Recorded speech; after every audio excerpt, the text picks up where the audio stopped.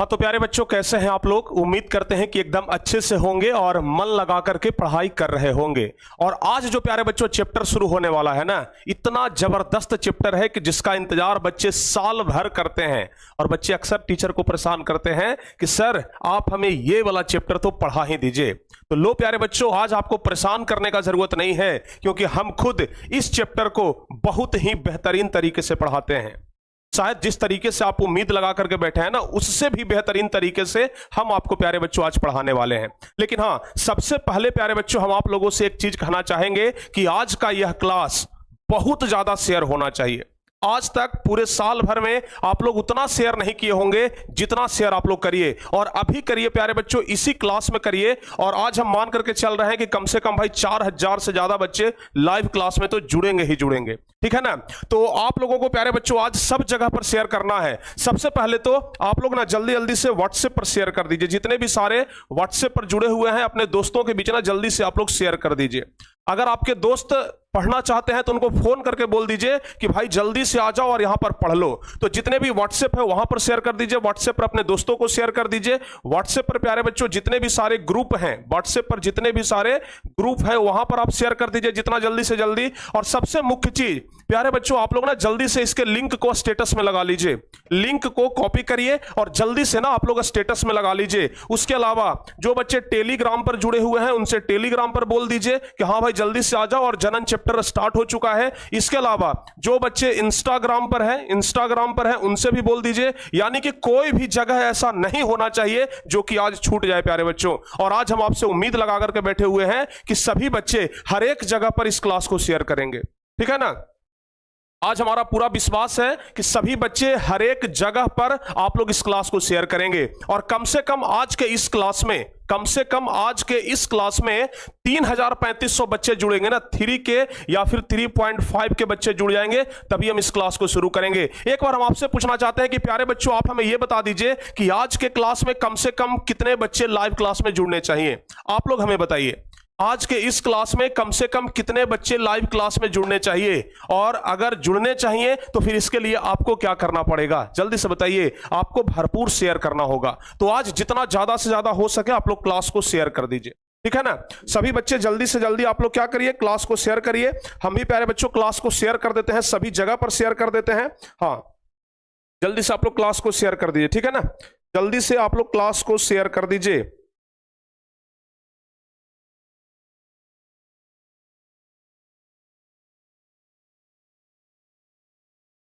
चलिए, आज प्यारे बच्चों पढ़ करके मजा आ जाएगा आप लोगों को, ठीक है ना।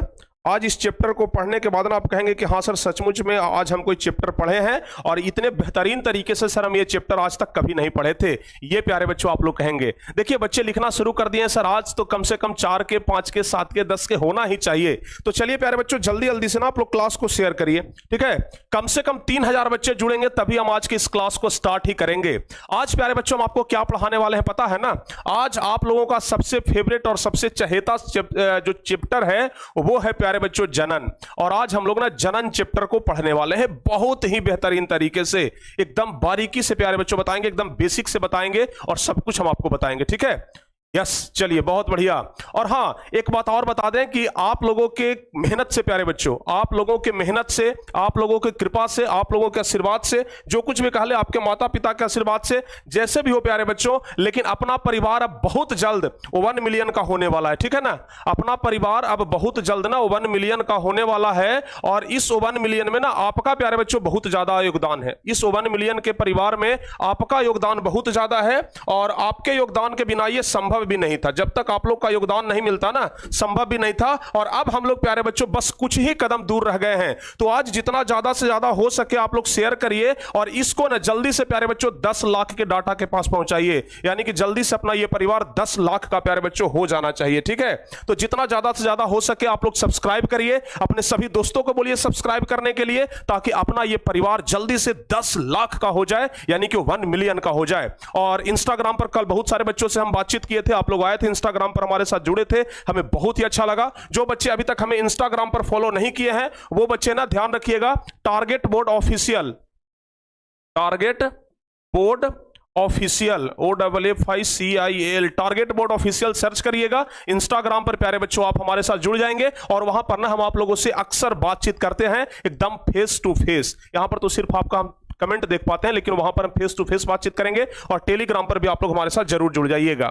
और प्यारे बच्चों, जो बच्चे अभी तक 2024 के क्रैश कोर्स में हमारे साथ नहीं जुड़े हैं, तो अगर आप चाहते हैं कि बिहार बोर्ड मैट्रिक परीक्षा में एकदम ताबड़तोड़ हम तैयारी करें, अगर आप लोग चाहते हैं कि बिहार बोर्ड मैट्रिक परीक्षा में तहलका मचा करके रख दें, अगर आप लोग चाहते हैं कि बिहार बोर्ड मैट्रिक परीक्षा में हमारे सामने कोई ना टिके, तो इसके लिए प्यारे बच्चों आप लोगों को यह क्रैश कोर्स जरूर परचेज करना चाहिए। मात्र 199 रुपए के एक छोटे से फीस में प्यारे बच्चों हम आपको वो सब कुछ बताएंगे, वो सब कुछ हथखंडे अपनाने के लिए बोल देंगे जिस हथखंडों के दम पर ना आप लोग वहां तक पहुंच सकते हैं। समझ गए ना? ध्यान रखिएगा। हाँ, और जहां तक हम प्रयास करेंगे कि एक ही चैप्टर में इसे हम समाप्त करें, लेकिन हमारा पूरा प्रयास रहेगा कि एक चैप्टर में समाप्त करें, लेकिन अगर नहीं हो पाता है तो कम से कम 2 में हम समाप्त करें, लेकिन पूरा प्रयास रहेगा प्यारे बच्चों एक। चलिए 2700 बच्चे जुड़ चुके हैं, बस 300 बच्चे और हमारे साथ जुड़ जाएं और हम इस क्लास को प्यारे बच्चों शुरू करेंगे। समझ गए ना?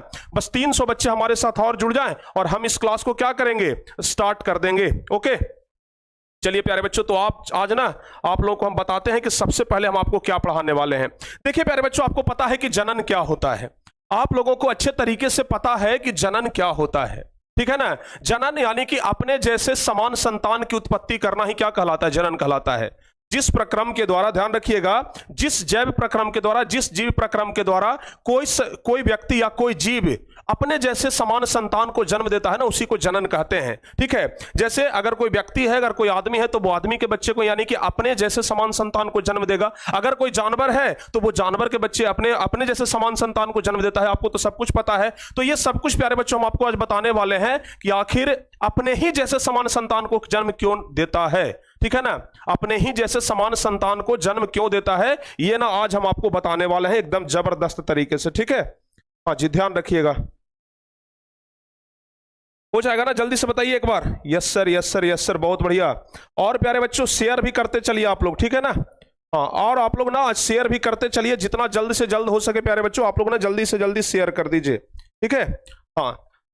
तो आज हम आपको बताने वाले हैं कि क्या होता है जनन। इसके अलावा प्यारे बच्चों आप लोग जानते हैं कि हर एक जीव जनन करते हैं और तब अपने जैसे समान संतान को जन्म देते हैं। जैसे यहां पर चूहे को आप लोग देख रहे हैं कि किस तरीके से अपने छोटे छोटे बच्चे को जन्म दिया है, तो ये भी जनन क्रिया के कारण ही हुआ है ना। तो ये सब कुछ प्यारे बच्चों आज हम आपको बहुत ही बेहतरीन तरीके से बताने वाले हैं, समझाने वाले हैं और एकदम जबरदस्त तरीके से आपको मजा आएगा। ठीक है, ध्यान रखिएगा। तो हम जो आपको जीवों में जनन तो बताएंगे ही कि आखिर जीवों में जनन कैसे होता है, मनुष्यों में जनन कैसे होता है, पेड़ पौधों में जनन कैसे होता है, सब कुछ हम आपको बताएंगे जनन के बारे में। इसके अलावा हम आपको मुख्य रूप से इस चैप्टर में बताएंगे कि मादा जननांग क्या है और पुरुष जननांग क्या है। ठीक है ना? मादा जननांग और पुरुष जननांग के बारे में विस्तार से बताएंगे। फिर हम आपको अंडाणु और शुक्राणु के बारे में इस चैप्टर में बताएंगे कि अंडाणु क्या है, शुक्राणु क्या है, दोनों किस तरीके से मिलता है अंडाणु और शुक्राणु। ये सब कुछ प्यारे बच्चों आज हम आपको क्या करने वाले हैं, बताने वाले हैं। और 2900 बच्चे जुड़ चुके हैं और सिर्फ 100 बच्चे और जुड़ेंगे तो हमारा 3000 का टारगेट पूरा होगा। और 3000 बच्चे जब शुरू हो जाएंगे तो यहां पर क्लास भी शुरू हो जाएगा। ठीक है ना? चलिए, उसके अलावा पुष्प के बारे में बताएंगे जो कि आपके परीक्षा में सबसे महत्वपूर्ण चीज होता है। पुष्प, फूल के बारे में कि फूल का जननांग कैसे होता है, फूल कैसे जनन करता है, फूल कैसे अपना संख्या बढ़ाता है, ये सब कुछ प्यारे बच्चों हम आपको जनन के बारे में बताएंगे। तो चलिए आज के इस क्लास को हम शुरू करते हैं। और सिर्फ 75 बच्चे और घट रहे हैं, जल्दी से आप लोग शेयर करिए ना, जल्दी से प्यारे बच्चों आप लोग शेयर करिए, जितना ज्यादा से ज्यादा हो सके शेयर करिए। एक भी ग्रुप नहीं छूटने चाहिए आज। ठीक है ना? चलिए, जितना जल्दी से जल्दी हो सके आप लोग शेयर करिए। आज प्यारे बच्चों एक भी ग्रुप नहीं बचना चाहिए ऐसा कि जिसमें कि टारगेट बोर्ड का यह वीडियो ना हो। ठीक है ना? टारगेट बोर्ड का यह वीडियो ना हो, ऐसा एक भी ग्रुप आज नहीं होना चाहिए, ध्यान रखिएगा। चलिए, तो क्लास को स्टार्ट किया जाए, क्लास को स्टार्ट किया जाए प्यारे बच्चों। यस सर, करिए सर। चलिए भाई, कर ही देते हैं क्लास को स्टार्ट। तो हम प्यारे बच्चों आज पढ़ने वाले हैं किस चीज के बारे में, तो जनन के बारे में पढ़ने वाले हैं। किस चीज के बारे में पढ़ने वाले हैं? जनन के बारे में पढ़ने वाले हैं, जनन। ठीक है ना? तो हम लोग सबसे पहले आज समझेंगे कि आखिर जनन होता क्या है। सबसे पहले हम लोग ये समझेंगे कि आखिर जनन होता क्या है, जनन कहते किसको है, जनन कैसे किया जाता है, ये सब कुछ प्यारे बच्चों आपको हम बताएंगे। ठीक है ना? तो जनन के बारे में हम आपसे बातचीत करें और हाँ, ध्यान रखिएगा, एकदम कंसंट्रेट होकर के सुनिएगा, समझिएगा कंसंट्रेट होकर के सुनिएगा, समझिएगा, ठीक है ना, एक एक चीज को। और चलिए प्यारे बच्चों, बहुत बहुत धन्यवाद कि 3000 बच्चे यहां पर अभी लाइव क्लास में जुड़े हुए हैं। लाइक्स भी प्यारे बच्चों करते चलिएगा। आज के इस क्लास में ना हम लाइक का टारगेट रखते हैं कम से कम 5000, कम से कम 5000, ठीक है। तो लाइक तो पूरा हो ही जाएंगे। 3000 बच्चे तो अभी जुड़े हुए हैं और अभी 3000 लाइक पूरे हो जाएंगे। तो क्लास को शेयर रुकना नहीं चाहिए, ठीक है ना। चलिए बहुत बढ़िया। सबसे पहले हम बात कर लेते हैं कि जनन होता क्या है प्यारे बच्चों। देखिए, जनन ऐसा प्रक्रम है ना जिस प्रक्रम के द्वारा कोई भी जीव अपने जैसे समान संतान को जन्म देता है, ठीक है। कोई भी जीव अपने जैसे समान संतान को जन्म देता है तो उसे ही जनन कहते हैं। आप लोग देख रहे हैं कि आज किसी भी जीव जंतु का अस्तित्व बना हुआ है तो किसके कारण बना हुआ है, या फिर हम कह सकते हैं कि मानव का अस्तित्व आज बना हुआ है तो किसके कारण बना हुआ है, या फिर हम कह सकते हैं कि आज मानव का जनसंख्या इतना तेज गति से बढ़ रहा है। कैसे तेज गति से बढ़ रहा है बताइए। मानव का जनसंख्या, सुन रहे हैं ना, जनसंख्या विस्फोट हो रहा है, जनसंख्या तेज गति से बढ़ रहा है। तो आखिर जनसंख्या तेज गति से बढ़ रहा है, इसका सबसे प्रमुख कारण क्या है? इसका सबसे प्रमुख कारण है जनन। समझ गए ना, मानव का जनसंख्या तेज गति से बढ़ रहा है, इसका सबसे प्रमुख कारण है प्यारे बच्चों जनन। अच्छा, कुछ जीव ऐसे भी हैं जिनका प्रजाति विलुप्त होने के कगार पर है, यानी कि उनमें जनन क्रिया उनके अनुकूल हो ही नहीं रहा है। समझ गए ना, उनके अनुकूल जनन क्रिया हो नहीं रहा है। जैसे आप लोग बहुत सारे पशु पक्षी को ऐसे देखते होंगे जो कि विलुप्त होने के कगार पर पहुंच गए हैं। जैसे हमारे देश में ना पिछले साल प्यारे बच्चों देखे होंगे कि बाघ आया था विदेशों से, यानी कि बाघ का संख्या कम है, बाघों को जनन करने के लिए अनुकूल जगह नहीं मिल पा रहा है। इसके अलावा आप लोग देखे होंगे गिद्ध, प्यारे बच्चों गिद्ध अब खत्म होने के कगार पर है ना। गिद्ध अब जल्दी आप लोग को दिखाई पड़ता है? नहीं दिखाई पड़ता होगा, ठीक है ना। तो गिद्ध भी अब आप लोग को नहीं दिखाई पड़ता, यानी कि गिद्ध हो गया या फिर जो जीव जंतु पशु पक्षी विलुप्त होने के कगार पर पहुंच गए ना, यानी कि उनको अनुकूलित जनन करने लायक क्षेत्र नहीं मिला और वो जनन नहीं कर पाए और इसलिए उनका प्रजाति विलुप्त होने के कगार पर पहुंच गया। अगर मानव जनन करना छोड़ दे, अगर मनुष्य जनन करना छोड़ दे तो आने वाले 100 सालों में ना मानव का प्रजाति भी क्या हो जाएगा? विलुप्त हो जाएगा, ठीक है। अगर मानव भी जनन करना छोड़ दे तो आने वाले 100 वर्षों में मनुष्य का प्रजाति भी क्या हो जाएगा? एकदम अच्छे तरीके से विलुप्त हो जाएगा। फिर कोई मनुष्य दिखाई ही नहीं पड़ेगा। समझ गए ना। कोई या फिर कोई भी जीव जंतु, अगर ये गाय है तो गाय ही अगर जनन करना छोड़ दे तो गाय का प्रजाति धीरे धीरे खत्म हो जाएगा। चूहा अगर जनन करना छोड़ दे तो चूहा का प्रजाति धीरे धीरे चूहा का प्रजाति विलुप्त हो जाएगा। इसलिए जो विलुप्त होने वाला प्रजाति है ना, उस पर सरकार भी ध्यान दे रहा है और सरकार भी ना उसको अनुकूलित क्षेत्र दे रहा है कि चलो वहां पर कम से कम जनन कर सके और इसके कारण इसकी संख्या में वृद्धि हो। समझ गए, ध्यान रखिएगा। तो जनन कहते किसके हैं? अगर आपसे पूछा जाएगा कि जनन किसे कहते हैं, समझ गए ना, जनन का परिभाषा दीजिए, तो ध्यान रखिएगा, जो जीव अपने जैसे समान संतान को उत्पन्न करता है जनन या प्रजनन कहलाता है। जो जीव अपने जैसे समान संतान को उत्पन्न करता है उसी को क्या कहते हैं? जनन या प्रजनन कहते हैं। समझ गए ना, जो जीव अपने जैसे समान संतान को जन्म देता है जिस प्रक्रम के द्वारा, उसे ही जनन कहते हैं। अर्थात जीव जो है वो जिस प्रक्रम के माध्यम से अपनी संख्या में वृद्धि करता है उसे जनन कहा जाता है। कोई भी जीव अपनी संख्या में वृद्धि जिस प्रक्रम के माध्यम से करता है उसी को हम लोग क्या कहते हैं? जनन कहते हैं, ठीक है ना। याद रहेगा, जल्दी से बताइए। कोई भी जीव अपनी संख्या में वृद्धि जिस प्रक्रम के माध्यम से करता है उसे जनन कहते हैं। आज हमें पूरा भरोसा है कि 4 के लाइव तो जुड़ेंगे ही जुड़ेंगे बच्चे, ठीक है ना।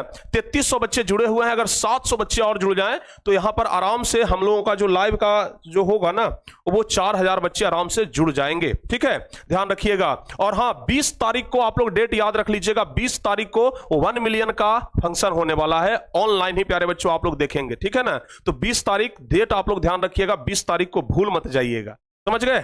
चलिए बहुत बढ़िया, आगे बढ़ते हैं। जो जीव अपने जैसे समान संतान को उत्पन्न करते हैं उसे जनन या प्रजनन कहते हैं। अर्थात जीव जिस प्रक्रम के माध्यम से अपनी संख्या में वृद्धि कर रहा है उसी को क्या कहते हैं? जनन कहते हैं।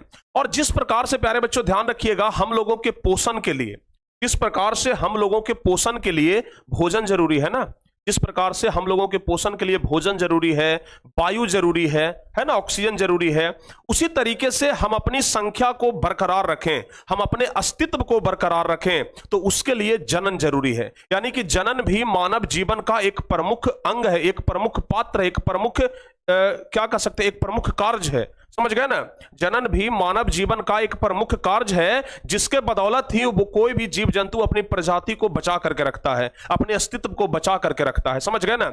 बहुत सारे शिक्षक ऐसे हैं जो इस चैप्टर को पढ़ाते नहीं है, या फिर पढ़ाते हैं तो ऊपर ऊपर से बच्चों को बता देते हैं, लेकिन हम प्यारे बच्चों इस चैप्टर को ना और ज्यादा बेहतरीन तरीके से बताते हैं, और बेहतरीन तरीके से बताते हैं, ताकि लोगों को यह लगे कि यह चैप्टर कितना ज्यादा इंपॉर्टेंट है। समझ गए ना। आगे जाकर के अगर आप लोग डॉक्टर का पढ़ाई करेंगे, नीट का तैयारी करेंगे, तो वहां पर ये कम से कम आपको काम आएगा ना। तो इसलिए आप लोगों को एकदम बेहतरीन तरीके से इस चैप्टर को पढ़ना है। ठीक है, देखिए जनन की जो क्रिया है प्यारे बच्चों, जनन की जो क्रिया है, ध्यान रखिएगा, जनन की जो क्रिया है, अच्छा जनन को अंग्रेजी में क्या कहते हैं, रिप्रोडक्शन कहते हैं, ध्यान रखिएगा। ठीक है ना। जनन की जो क्रिया है यह सभी जीवों में बहुत ही ज्यादा जरूरी है। कोई भी ऐसा जीव नहीं जिसमें जनन की क्रिया जरूरी नहीं है। तो सभी जीवों में जनन की क्रिया बहुत ही ज्यादा जरूरी होती है, और जनन के कारण ही कोई जीव अपने अस्तित्व को बरकरार रखता है। समझ गए। जैसे प्यारे बच्चों अगर हम एक चीज आपको बताएं कि आज जनन के कारण ही हमारा अस्तित्व है। समझ गए ना। आज जनन के कारण ही क्या है, हमारा अस्तित्व है। ध्यान रखिएगा, जनन जो होता है ना, जनन जो होता है प्यारे बच्चों, किसमें होता है, एक कह सकते हैं कि एक मादा में होता है और एक पुरुष में होता है। ठीक है ना। एक मादा में होता है और एक पुरुष के बीच में क्या होता है, जनन कार्य होता है। लेकिन क्या अगर हम आपसे यह बोल दें कि अगर कोई अकेले मादा या फिर कोई अकेले पुरुष सिर्फ जनन कार्य कर सकता है, तो आपका जवाब क्या होगा, बोलिए। अगर हम आपसे पूछ दें कि क्या अकेले कोई पुरुष या अकेले कोई मादा कोई जनन कार्य कर सकता है, तो आप कहेंगे कि नहीं सर, नहीं कर सकता है। समझ गए ना। आप कहेंगे कि बिल्कुल नहीं सर, ऐसा नहीं हो सकता है। ठीक है ना। जब प्यारे बच्चों मादा और पुरुष दोनों मिलकर के जनन करते हैं, तब उनसे जो संतान उत्पन्न होता है ना, उसको उनको क्या कहते हैं, संतान कहते हैं। जनन क्रिया करने के फलस्वरूप ही संतान की उत्पत्ति होती है, और संतान को ही हम लोग संतति भी कहते हैं। क्या कहते हैं, संतति भी कहते हैं। अच्छा, अब देखिए संतान उत्पन्न कैसे हुआ, मादा और पुरुष के कारण संतान उत्पन्न कैसे हुआ, बताइए। संतान उत्पन्न कैसे हुआ, मादा और पुरुष के कारण संतान उत्पन्न हुआ ना। तो ध्यान रखिएगा, संतान के लिए ये मादा और ये संतान के लिए पुरुष क्या कहलाएंगे, जनक कहलाएंगे। प्यारे बच्चों क्या कहलाएंगे, जनक कहलाएंगे। समझ गए ना। तो अगर आपसे पूछा जाए कि जनक क्या है, तो आपको यही बताना है कि जो जैसे अगर हम एक सिंपल सा एग्जांपल देते हैं, हमारे माता पिता क्या कहलाएंगे, हमारे जनक कहलाएंगे। समझ गए ना। हमारे माता पिता क्या कहलाएंगे, हमारे जनक कहलाएंगे। समझ गए। या फिर आप लोगों के माता पिता आप लोगों के जनक कहलाएंगे, चूंकि हम उनका संतान है, हम उनके संतति हैं।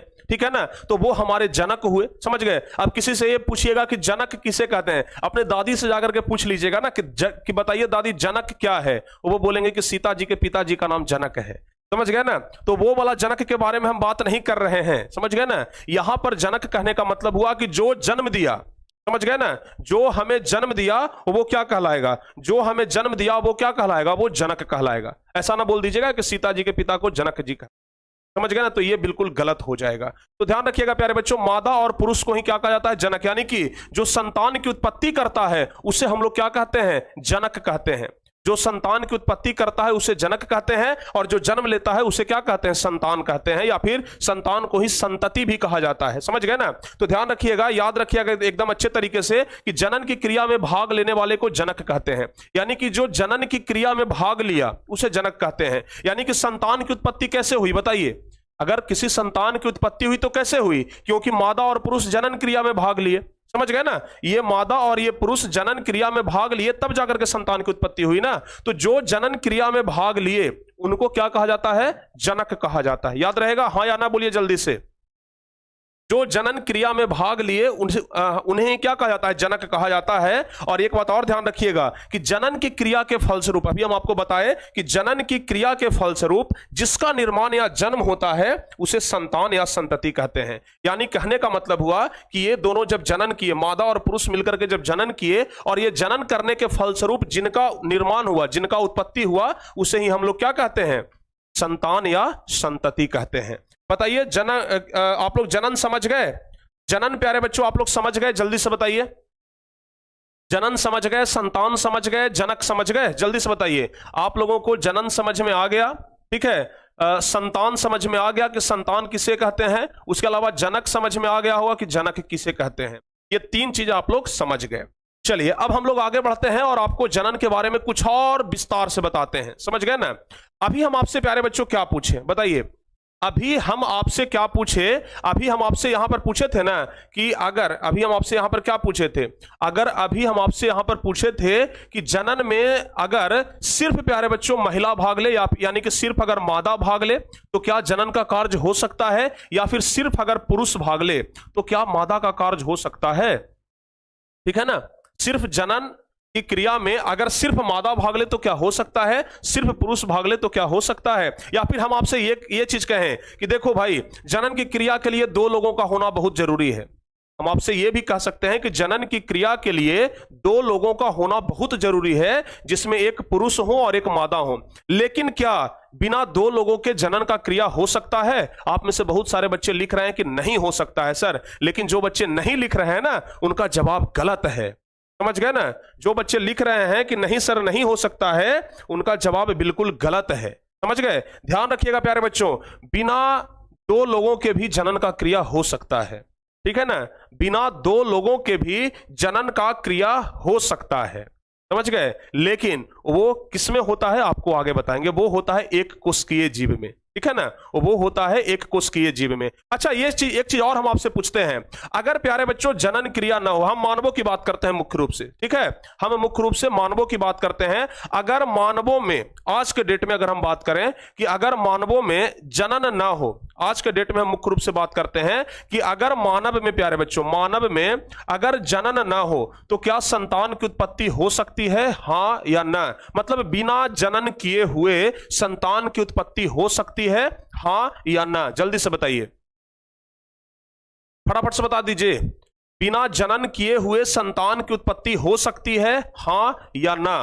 तो आपका जवाब बहुत सारे बच्चे होंगे जो लिखेंगे कि नो सर, बिना जनन किए हुए संतान की उत्पत्ति नहीं हो सकती। लेकिन आज के डेट में प्यारे बच्चों साइंस इतना डेवलप कर गया है कि बिना जनन किए हुए भी संतान की उत्पत्ति हो सकती है। ठीक है ना, आज साइंस इतना डेवलप कर गया है कि बिना जनन किए हुए भी संतान की उत्पत्ति हो सकती है, और उसको प्यारे बच्चों कहा जाता है टेस्ट ट्यूब बेबी। क्या कहा जाता है? टेस्ट ट्यूब बेबी, जिसके बारे में आगे हम आपको बताएंगे। ठीक है ना, आगे हम आपको उसके बारे में ना विस्तार से बताएंगे। ठीक है, चलिए इस चैप्टर में हम आपको बहुत कुछ ऐसा चीज बताएंगे ना जो कि शायद आपके लिए नया होगा।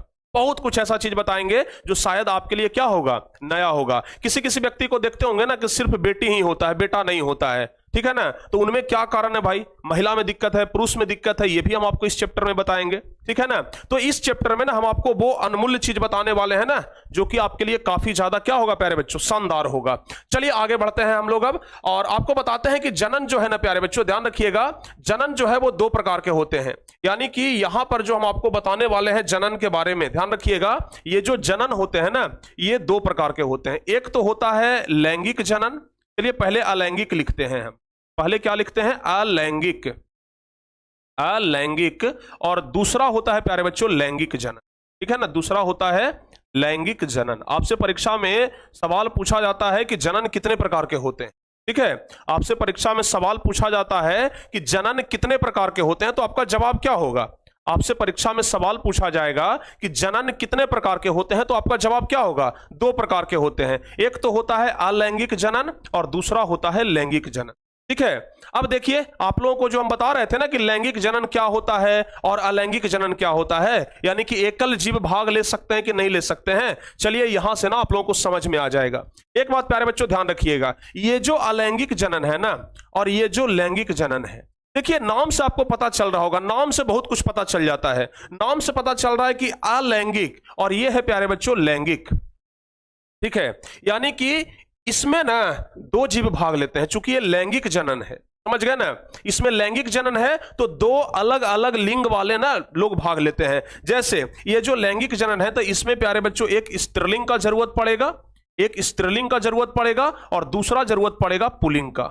समझ गए ना, एक स्त्रीलिंग का और दूसरा पुल्लिंग का जरूरत पड़ेगा। समझ गए, यानी कि सीधे सीधे कह सकते हैं कि एक फीमेल और एक मेल का, ऐसे हम लिख देते हैं। स्त्रीलिंग पुल्लिंग को हटा देते हैं, सीधे हम लिखते हैं कि यहां पर एक फीमेल का जरूरत पड़ेगा और यहां पर प्यारे बच्चों एक मेल का जरूरत पड़ेगा। यानी कि इसमें लैंगिक जनन में दो जीव भाग लेते हैं, एक फीमेल और दूसरा मेल। समझ गए ना। लैंगिक जनन में कितने जीव भाग लेते हैं? 2 जीव भाग लेते हैं। वहीं अगर हम लोग अलैंगिक जनन की बात करें तो इसमें प्यारे बच्चों एकल जीव भाग लेते हैं। अभी हम आपसे पूछे थे कि बताओ बाबू, एकल जीव यानी कि एक जीव सिर्फ जनन क्रिया में भाग ले सकता है कि नहीं, तो आप बोले थे कि नहीं ले सकता है सर। लेकिन ध्यान रखिएगा, एकल जीव के कारण जो जनन होता है ना, वो कहलाता है अलैंगिक जनन। यानी कि एकल जीव यानी कि सिंगल जीव भी जनन क्रिया कर सकता है। समझ गए? याद रहेगा आज से, बोलिए। सिंगल जीव यानी कि एकल जीव भी जनन क्रिया में भाग ले सकता है। बताइए हां या ना, हो जाएगा ना?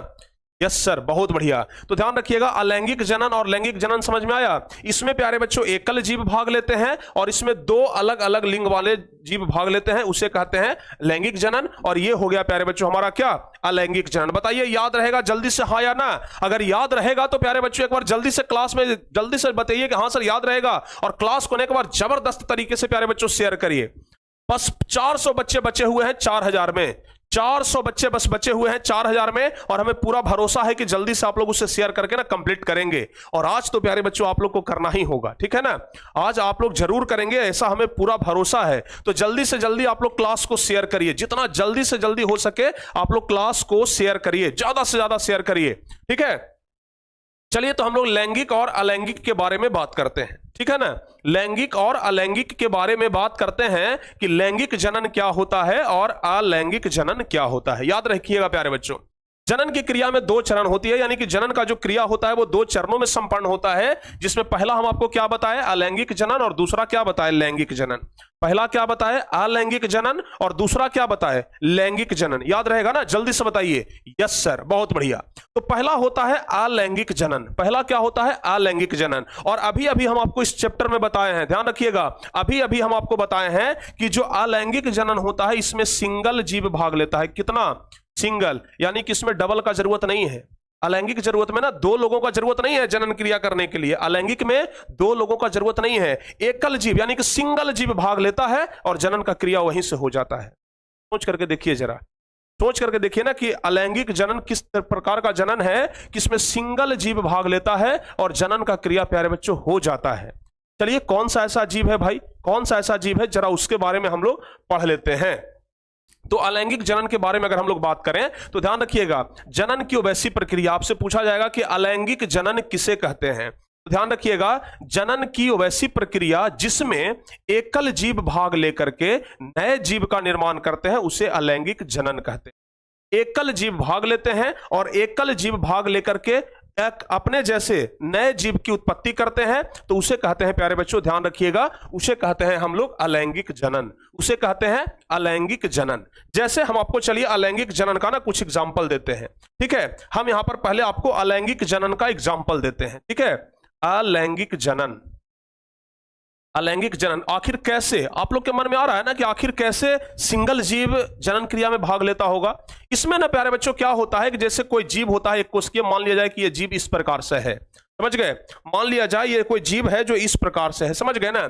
ये कैसे हो जाता है? अगर एक जीव, जैसे मान लिया जाए कि क्या होता है लैंगिक जनन में, क्या होता है, एक स्त्री और एक पुरुष भाग लिया तो एक संतान का उत्पत्ति हो जाता है, मतलब 2 से 3 हो जाता है, 2 से 4 हो जाता है, 2 संतान हुआ तो 2 से 4 हो गया, 5 संतान हुआ तो 2 से 5 हो गया, होता है ना ऐसे? तो ध्यान रखिएगा, उसी तरीके से ये जो जीव होते हैं ना प्यारे बच्चों, इस तरीके से रहते हैं और अगले प्रक्रम में ये क्या हो जाते हैं, अगले प्रक्रम में क्या हो जाते हैं, इस तरीके से ना ये बट जाते हैं। देख रहे हैं, ऐसा लग रहा है कि बहुत जल्द 2 हिस्सों में विभक्त होने वाला है। ऐसा लग रहा है कि अब बहुत जल्द 2 हिस्सों में विभक्त होने वाला है और अगला प्रक्रम में यही होता है, एक जीव अलग और एक जीव ये अलग हो जाता है, समझ गए ना? यानी कि इसमें प्यारे बच्चों खंडन होता है, खंडन, खंडन समझते हैं ना? खंडन होता है। इसमें क्या होता है, जो अलैंगिक जनन होता है इसमें खंडन होता है। अब खंडन भी कई एक तरह के होते हैं, समझ गए ना? ध्यान रखिएगा, खंडन भी कई एक तरह के होते हैं, याद रहेगा, खंडन भी कई एक तरह के। अगर 2 हिस्सा में बंट रहा है तो द्विग खंडन, अगर 2 से अधिक हिस्सा में बंट रहा है तो बहुखंडन, समझ गए? कोई जीव ऐसा होता है ना जो अलग अलग होकर के 2 को बना दिया, जैसे 1 और 2 को बना दिया ना। कोई जीव ऐसा होता है जो 2 से ज्यादा बना देता है, समझ गए? 2 को, 3 को, 4 को, 5 को, 10 को, इस तरीके से होता है। तो ध्यान रखिएगा, जो 2 भागों में टूट गया, 2 भागों में जो विखंडित हो गया उसे कहते हैं द्विग खंडन, और जो 2 से अधिक भागों में विखंडित हो गया उसे कहते हैं प्यारे बच्चों बहुखंडन। याद रहेगा? बताइए, हाँ, तो ध्यान रखिएगा, हम लोग यही से यहां पर समझेंगे अलैंगिक जनन क्या है। जनन की वैसी प्रक्रिया जिसमें एकल जीव भाग लेकर के नए जीव का निर्माण करते हैं, उसे क्या कहते हैं, अलैंगिक जनन कहते हैं। यहां पर चित्र भी आप लोग देख रहे हैं, एकल जीव था लेकिन धीरे धीरे करके ये दो जीव में बदल गया। समझ गए ना, जीव एक ही था लेकिन धीरे धीरे करके प्यारे बच्चों ये दो जीव में क्या हो गया, बदल गया। और दूसरा होता है लैंगिक जनन। दूसरा क्या होता है, लैंगिक जनन होता है प्यारे बच्चों, जिसमें दो विपरीत लिंग वाले जीव भाग लेते हैं। समझ गए ना, लैंगिक जनन जिसमें दो विपरीत लिंग वाले जीव भाग लेते हैं। ठीक है, तो ध्यान रखिएगा, जनन की वैसी प्रक्रिया, ध्यान रखिएगा, जनन की वैसी प्रक्रिया जिसमें दो विपरीत जीव आपस में भाग लेकर के नए जीव का निर्माण करता है, उसे लैंगिक जनन कहते हैं। दो विपरीत जीव, यानी कि एक अगर महिला है तो दूसरा पुरुष होना चाहिए, एक अगर फीमेल है तो दूसरा मेल होना चाहिए, तभी जाकर के लैंगिक जनन होगा। लैंगिक जनन बिना फीमेल और मेल का नहीं हो सकता है। अलैंगिक जनन बिना मेल और फीमेल का भी हो सकता है। समझ गए ना, लैंगिक जनन बिना दो विपरीत लिंग वाले जीव का नहीं हो सकता है। बताइए याद रहेगा, बताइए प्यारे बच्चों याद रहेगा ना, बताइए याद रहेगा। अगर हम आपसे यह पूछ दें कि अलैंगिक जनन का एग्जाम्पल क्या होगा, अगर हम आपसे यह पूछ दें कि अलैंगिक जनन का एग्जाम्पल, तो अमीबा में अलैंगिक जनन होता है, यूग्लिना में अलैंगिक जनन होता है, पैरामेसियम में अलैंगिक जनन होता है। यानी कि जितने भी सारे सूक्ष्म जीव है, अलैंगिक जनन किसमें होता है, सूक्ष्म जीव में होता है। समझ गए ना, अलैंगिक जनन किसमें होता है, सूक्ष्म जीव में अलैंगिक जनन होता है। यानी कि एक कोशिकीय जीव में, आप सीधे सीधे ये समझिए, एक कोशिकीय जीव में अलैंगिक जनन होता है। ये एक सूक्ष्म जीव में कह सकते हैं एक कोशिकीय, ठीक है, एक कोशिकीय। यानी कि प्यारे बच्चों ध्यान रखिएगा, एक कोशिकीय जीव में अलैंगिक जनन होता है, जबकि बहुकोशिकीय जीव में लैंगिक जनन होता है। याद रहेगा हाँ या ना, जल्दी से बताइए, याद रहेगा जल्दी से हाँ या ना बताइए। एक कोशिकीय जीव में अलैंगिक जनन, जबकि बहुकोशिकीय जीव में प्यारे बच्चों लैंगिक जनन होता है। अच्छा ये बताइए, हम लोग क्या है, एक कोशिकीय है कि बहुकोशिकीय है, जल्दी से बताइए।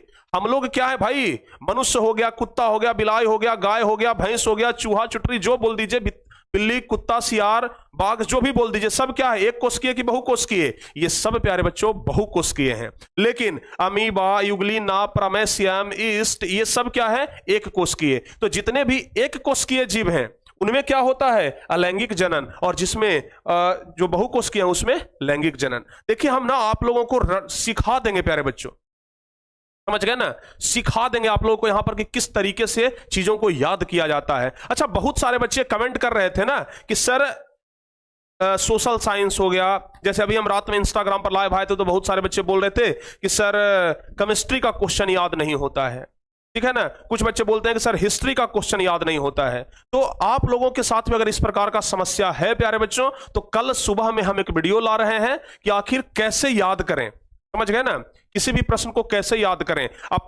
अपना जो याद करने का क्षमता है वो कैसे डेवलप करें, अपना जो मस्तिष्क है उसको पावरफुल कैसे बनाएं, अपना जो आईक्यू लेवल है उसको कैसे आगे बढ़ाएं। कितने बच्चे चाहते हैं कि इस टॉपिक पर वीडियो आए, जल्दी से बताइए। कितने बच्चे चाहते हैं कि इस टॉपिक पर वीडियो आए कि अपना आईक्यू लेवल कैसे बढ़ाएं, मस्तिष्क को तेज कैसे करें, याद किए हुए चीज को कैसे ना भूलें, कितना भी बड़ा बड़ा क्वेश्चन क्यों ना हो तुरंत हमें याद हो जाए। कितने बच्चे ऐसे हैं जो चाहते हैं कि हाँ सर इस प्रकार का वीडियो तो एक लाइए, और वो सचमुच में काम करना चाहिए, ऐसा नहीं कि सिर्फ वीडियो बना दियो, वो चीज काम करना चाहिए। हम प्रैक्टिकल करके दिखाएंगे प्यारे बच्चों कि किस तरीके से हमारा मस्तिष्क काम करता है, समझ गए ना। तो ये कल सुबह में वीडियो आ रहा है, उसको आप लोग देख लीजिएगा, समझ गए ना। आप लोगों को याद करना क्या, माइंड इतना ज्यादा तेज बन जाएगा ना, आपका आईक्यू लेवल प्यारे बच्चों अगर यहां है तो उस वीडियो को देखने के बाद अगर कुछ दिन आप उस प्रकार से काम करते हैं ना, तो आपका आईक्यू लेवल पक्का एकदम दिनों दिन बढ़ते चला जाएगा, ठीक है, ध्यान रखिएगा। चलिए अब सबसे पहले प्यारे बच्चों हम लोग पढ़ेंगे अलैंगिक जनन के बारे में, ठीक है, और उसके बाद हम लोग पढ़ेंगे लैंगिक जनन के बारे में, ठीक है ना। सबसे पहले हम लोग किस चीज के बारे में पढ़ेंगे, अलैंगिक जनन के बारे में पढ़ेंगे। तो चलिए अलैंगिक जनन के क्या क्या गुण होते हैं ना, पहले इसके बारे में हम लोग जानकारी ले लेते हैं। आखिर अलैंगिक जनन के गुण क्या होते हैं, पहले हम लोग अलैंगिक जनन पूरा पढ़ लेंगे और उसके बाद प्यारे बच्चों हम लोग लैंगिक जनन की ओर बढ़ेंगे, समझ गए। तो सबसे पहला चीज है कि अलैंगिक जनन के कौन कौन से गुण होते हैं।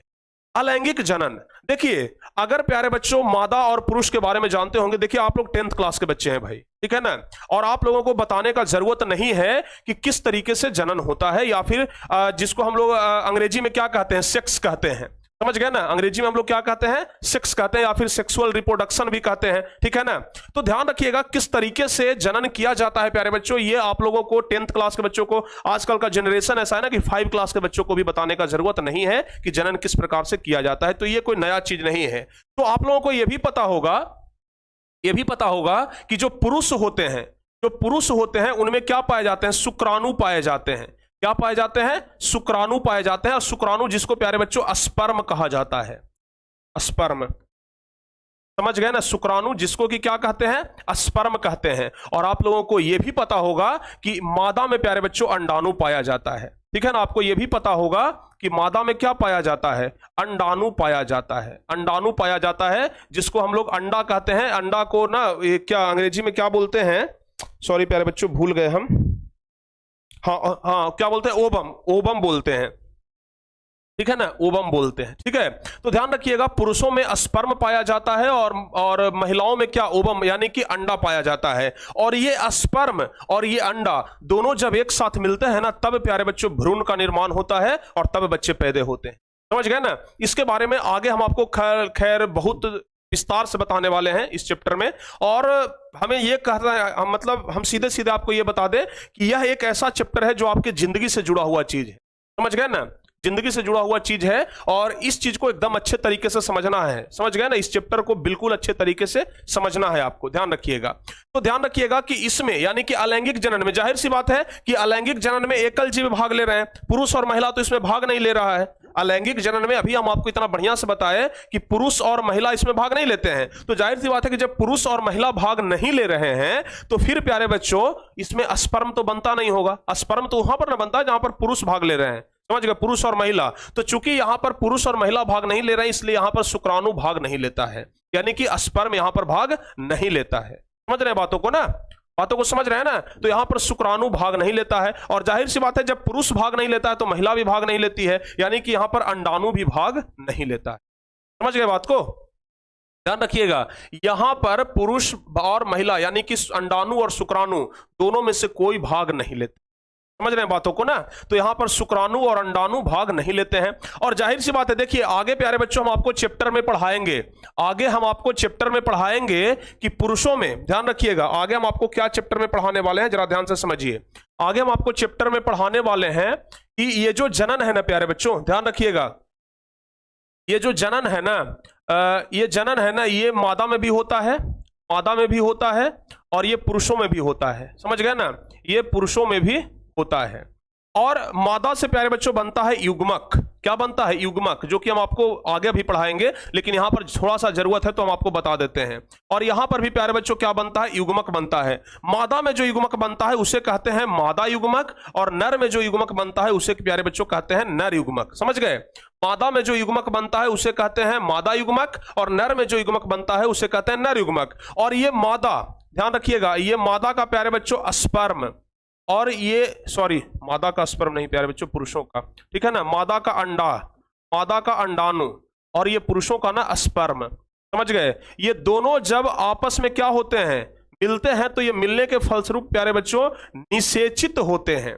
क्या होते हैं, निषेचित होते हैं। और जब निषेचित होते हैं ना तब इनसे बनता है जाइगोट और जाइगोट के बाद फिर बनता है भ्रूण। समझ गए, और भ्रूण के बाद फिर बच्चे का निर्माण होता है। समझ गए ना। तो ये हम आपको विस्तार से बताएंगे। तो चूंकि यहां पर अलैंगिक जनन में, चूंकि अलैंगिक जनन में, ध्यान रखिएगा, चूंकि अलैंगिक जनन में ना तो मादा भाग ले रहे हैं और ना पुरुष भाग ले रहे हैं, तो जब मादा और पुरुष भाग नहीं ले रहे हैं तो जाहिर सी बात है कि निषेचन की क्रिया होगा कि नहीं होगा, सिर्फ हाँ या ना बताइए। अगर मादा और पुरुष भाग नहीं ले रहे हैं तो ये निषेचन का क्रिया होगा कि नहीं होगा, नहीं होगा, क्योंकि अगर मादा और पुरुष भाग लेते हैं तभी निषेचन की क्रिया होता है। तो यहां पर अलैंगिक जनन में ना तो पुरुष भाग ले रहे हैं ना तो मादा भाग ले रही हैं, तो यहां पर निषेचन का क्रिया नहीं होगा। तो इसका एक विशेषता, एक गुण यह भी हो जाएगा कि इसमें निषेचन नहीं होता है। समझ गए ना, निषेचन नहीं होता है। अच्छा, अब प्यारे बच्चों एक बात आप लोग ध्यान रखिएगा, एक बात आप लोग ध्यान रखिएगा, चाहे वो पुरुष हो, महिला हो या फिर कोई जीव जंतु हो, गाय, बैल, भैंस, सियार, कुत्ता, बिल्ली, कुछ भी आप लोग बोल दीजिए, या फिर कोई एक कोशिकीय जीव बोल दीजिए, सबका जो बच्चा होता है ना वो अपने माँ बाप के यानी कि अपने जनक के जैसा ही लगता है। समझ गए, आदमी का बच्चा आदमी के जैसा लगेगा, कुत्ता का बच्चा कुत्ते के जैसा लगेगा, बिल्ली का बच्चा बिल्ली के जैसा लगेगा, चूहा का बच्चा चूहे के जैसा लगेगा। कभी ऐसा देखते हैं कि बकरी का बच्चा बाघ के जैसा लग रहा है? कभी ऐसा होता है? बताइए, कभी ऐसा होता है कि बकरी का बच्चा बाघ के जैसा लग रहा है, सियार का बच्चा लोमड़ी के जैसा लग रहा है, आदमी का बच्चा बिलाई के जैसा लग रहा है? कभी ऐसा सुनते हैं? नहीं है, कभी ऐसा नहीं होता है, क्योंकि प्यारे बच्चों आप लोग को पता है कि आनुवांशिक गुण कुछ होते हैं, समझ गए ना? आनुवांशिक गुण, क्रोमोसोम के बारे में आगे हम आपको चैप्टर में पढ़ाएंगे, गुणसूत्र के बारे में आगे हम आपको चैप्टर में पढ़ाएंगे कि आखिर आदमी का बच्चा आदमी के जैसा ही क्यों लगता है, आखिर हमारा जो चेहरा है वो हमारे पिताजी के जैसा क्यों मिलता है, हमारे मम्मी के जैसा क्यों मिलता है, समझ गए ना? हमारा चेहरा हमारे पिताजी के जैसा क्यों मिलता है, हमारी मम्मी के जैसा क्यों मिलता है, समझ गए ना? ये बात ध्यान रखिएगा। आप लोग देखे होंगे कि किसी के पिताजी का अगर बाल घुंघरेला है तो उनके बेटे का भी बाल घुंघरेला ही हो जाता है, समझ गए ना? ये सब प्यारे बच्चों गुणसूत्र के कारण होता है, जिसका चर्चा हम लोग आगे क्लास में करेंगे। यानी कि ध्यान रखिएगा, चाहे लैंगिक जनन हो चाहे अलैंगिक जनन हो, समझ रहे हैं हम क्या बोल रहे हैं? चाहे लैंगिक जनन हो चाहे अलैंगिक जनन हो, आनुवांशिक रूप से जनक के समान ही उसका संतान होता है। यानी कि जैसा जनक होगा वैसा संतान होगा, समझ गए ना? जैसा प्यारे बच्चों जनक होगा वैसा ही क्या होगा? संतान होगा। दोनों का रूपरेखा एकदम बिल्कुल मिलेगा, समझ गए ना? जैसा जनक होगा वैसा ही उसका संतान होगा, यानी कि दोनों का रूपरेखा ना एकदम मिलता जुलता है, याद रहेगा ना? तो अलैंगिक जनन का यह गुण है कि संतान जो है वो आनुवांशिक रूप से जनक का क्या जनक के समान होते हैं। अच्छा, इसमें युग्मक का निर्माण नहीं होता है। अभी हम आपको क्या बताएं, देखिए, मादा रहेगा तब ना युग्मक बनेगा जी, पुरुष रहेगा तब ना युग्मक बनेगा। लेकिन अलैंगिक जनन में ना तो प्यारे बच्चों मादा है, ध्यान से सुनिएगा, अलैंगिक जनन में ना तो मादा है और ना ही पुरुष है, तो जाहिर सी बात है कि युग्मक का निर्माण होगा कि नहीं होगा? नहीं होगा सर। तो अलैंगिक जनन में युग्मक का निर्माण नहीं होता है, यह भी ध्यान रखिएगा। अलैंगिक जनन में युग्मक का निर्माण नहीं होता है। अच्छा, अभी हम आपको बताए हैं कि लैंगिक जनन में, अभी आपको बताया कि लैंगिक जनन में दो विपरीत जीव भाग लेते हैं, दो विपरीत लिंग वाले जीव भाग लेते हैं, जबकि अलैंगिक जनन में लैंगिक में दो विपरीत वाले और जबकि अलैंगिक में एकल जीव भाग लेते हैं, समझ गए ना? एकल जीव भाग लेते हैं। तो हम लोग यहां लिखेंगे इसमें केवल एक ही जनक भाग लेता है, समझ गए? अलैंगिक जनन का यह गुण है कि उसमें जनक के गो रहता है, एक के गो जनक रहता है, समझ गए ना? अलैंगिक जनन में जनक सिर्फ एक रहता है, याद रहेगा? अलैंगिक जनन में जनक सिर्फ एक रहता है, प्यारे बच्चों ध्यान रखिएगा। और दूसरा, यह सरल जीवों और पादपों में होता है। सरल जीव यानी कि जो एक कोशिकीय जीव है, समझ गए ना? सरल जीव यानी कि एक कोशिकीय जीव है, और पादप में भी प्यारे बच्चों अलैंगिक जनन होता है। तो बताइए, अलैंगिक जनन का गुण, ये प्यारे बच्चों आपके परीक्षा में ना 5 नंबर का पूछा जाता है।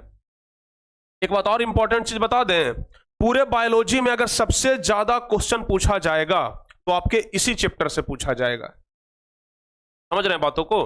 पूरे बायोलॉजी में अगर सबसे ज्यादा क्वेश्चन पूछा जाएगा तो वो इसी चैप्टर से पूछा जाएगा, जनन चैप्टर से, रिप्रोडक्शन चैप्टर से पूछा जाएगा, ठीक है ना? तो ये बात आप लोग ध्यान रखिएगा। तो चलिए, अगर आपसे पूछा जाएगा कि अलैंगिक जनन के गुण के बारे में बताइए, तो क्या आप लोग नहीं बता देंगे? इतना तो कंफर्म बता देंगे, ये तो आपको याद रहेगा। सिर्फ आप लोग एक लाइन याद रखिए, अलैंगिक जनन में मादा और पुरुष भाग नहीं लेते। तो 2 गुण तो यहां से निकाल लेंगे कि जब मादा और पुरुष भाग नहीं लेते हैं तो इसका मतलब इसमें शुक्राणु और अंडाणु भी भाग नहीं लेता होगा। तो 2 गुण तो ऐसे ही हो गया कि शुक्राणु और अंडाणु भाग नहीं लेता है। और जब शुक्राणु और अंडाणु भाग ही नहीं ले रहा है तो निषेचन होगा किसका? क्योंकि शुक्राणु और अंडाणु मिलते हैं तब ना निषेचन होता है।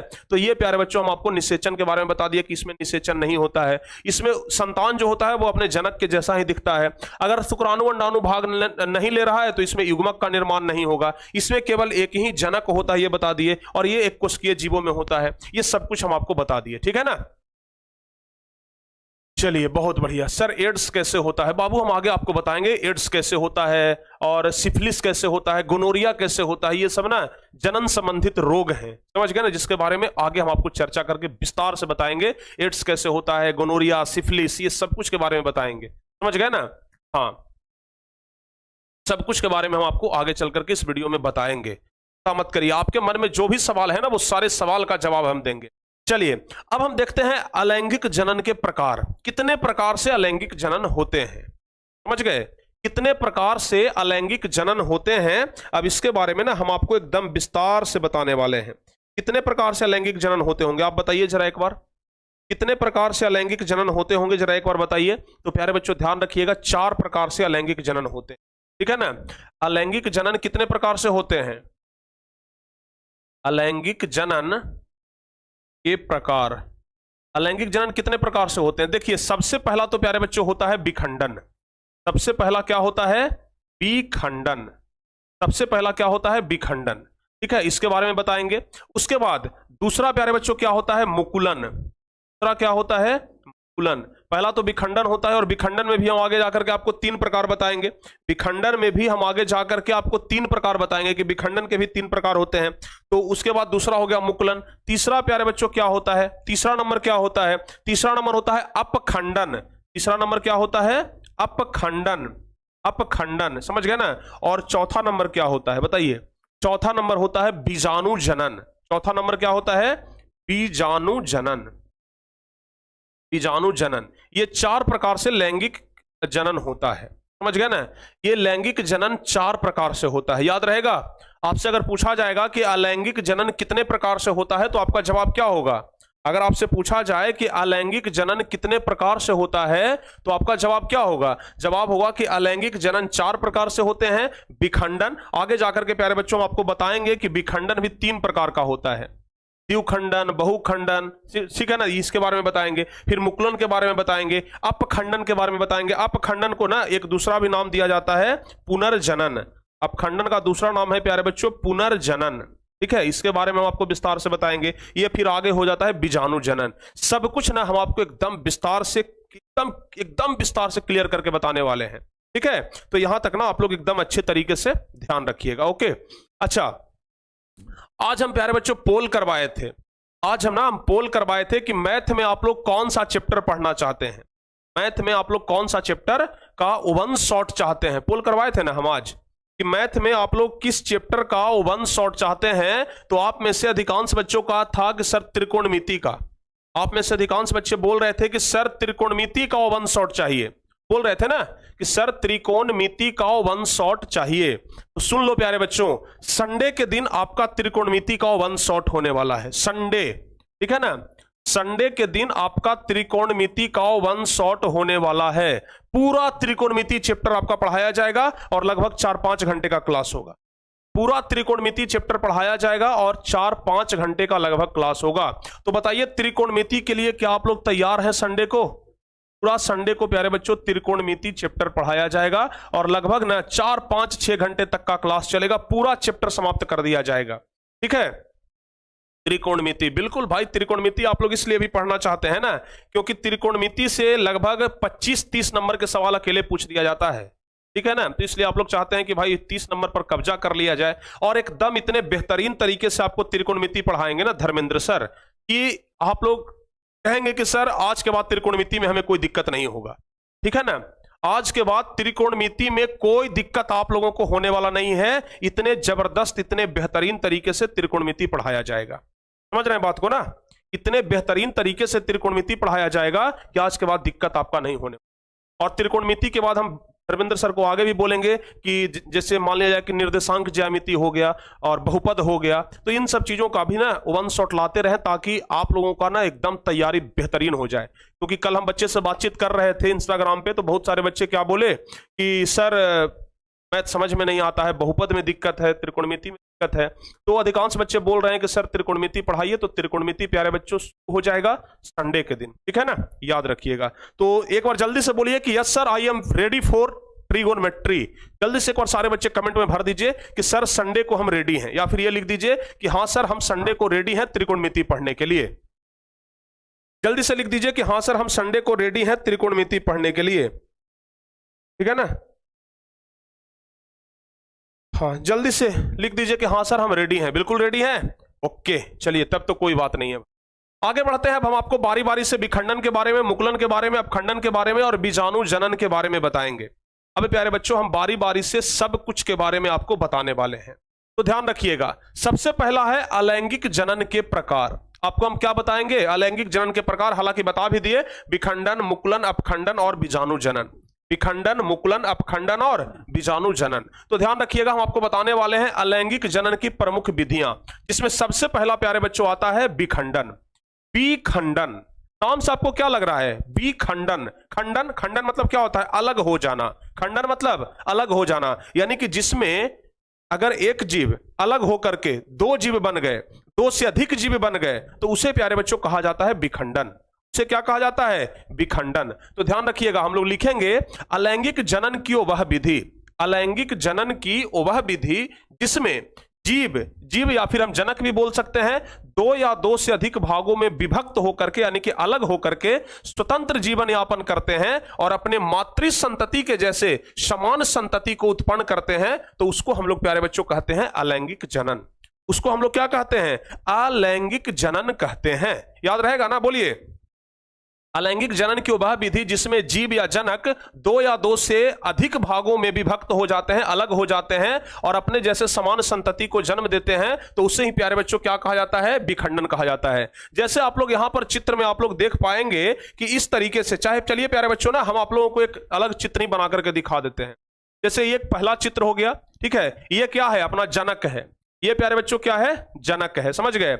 अगला चित्र में क्या होगा? इस प्रकार से कुछ बातें घटेंगी, इस प्रकार से हम कर देते हैं।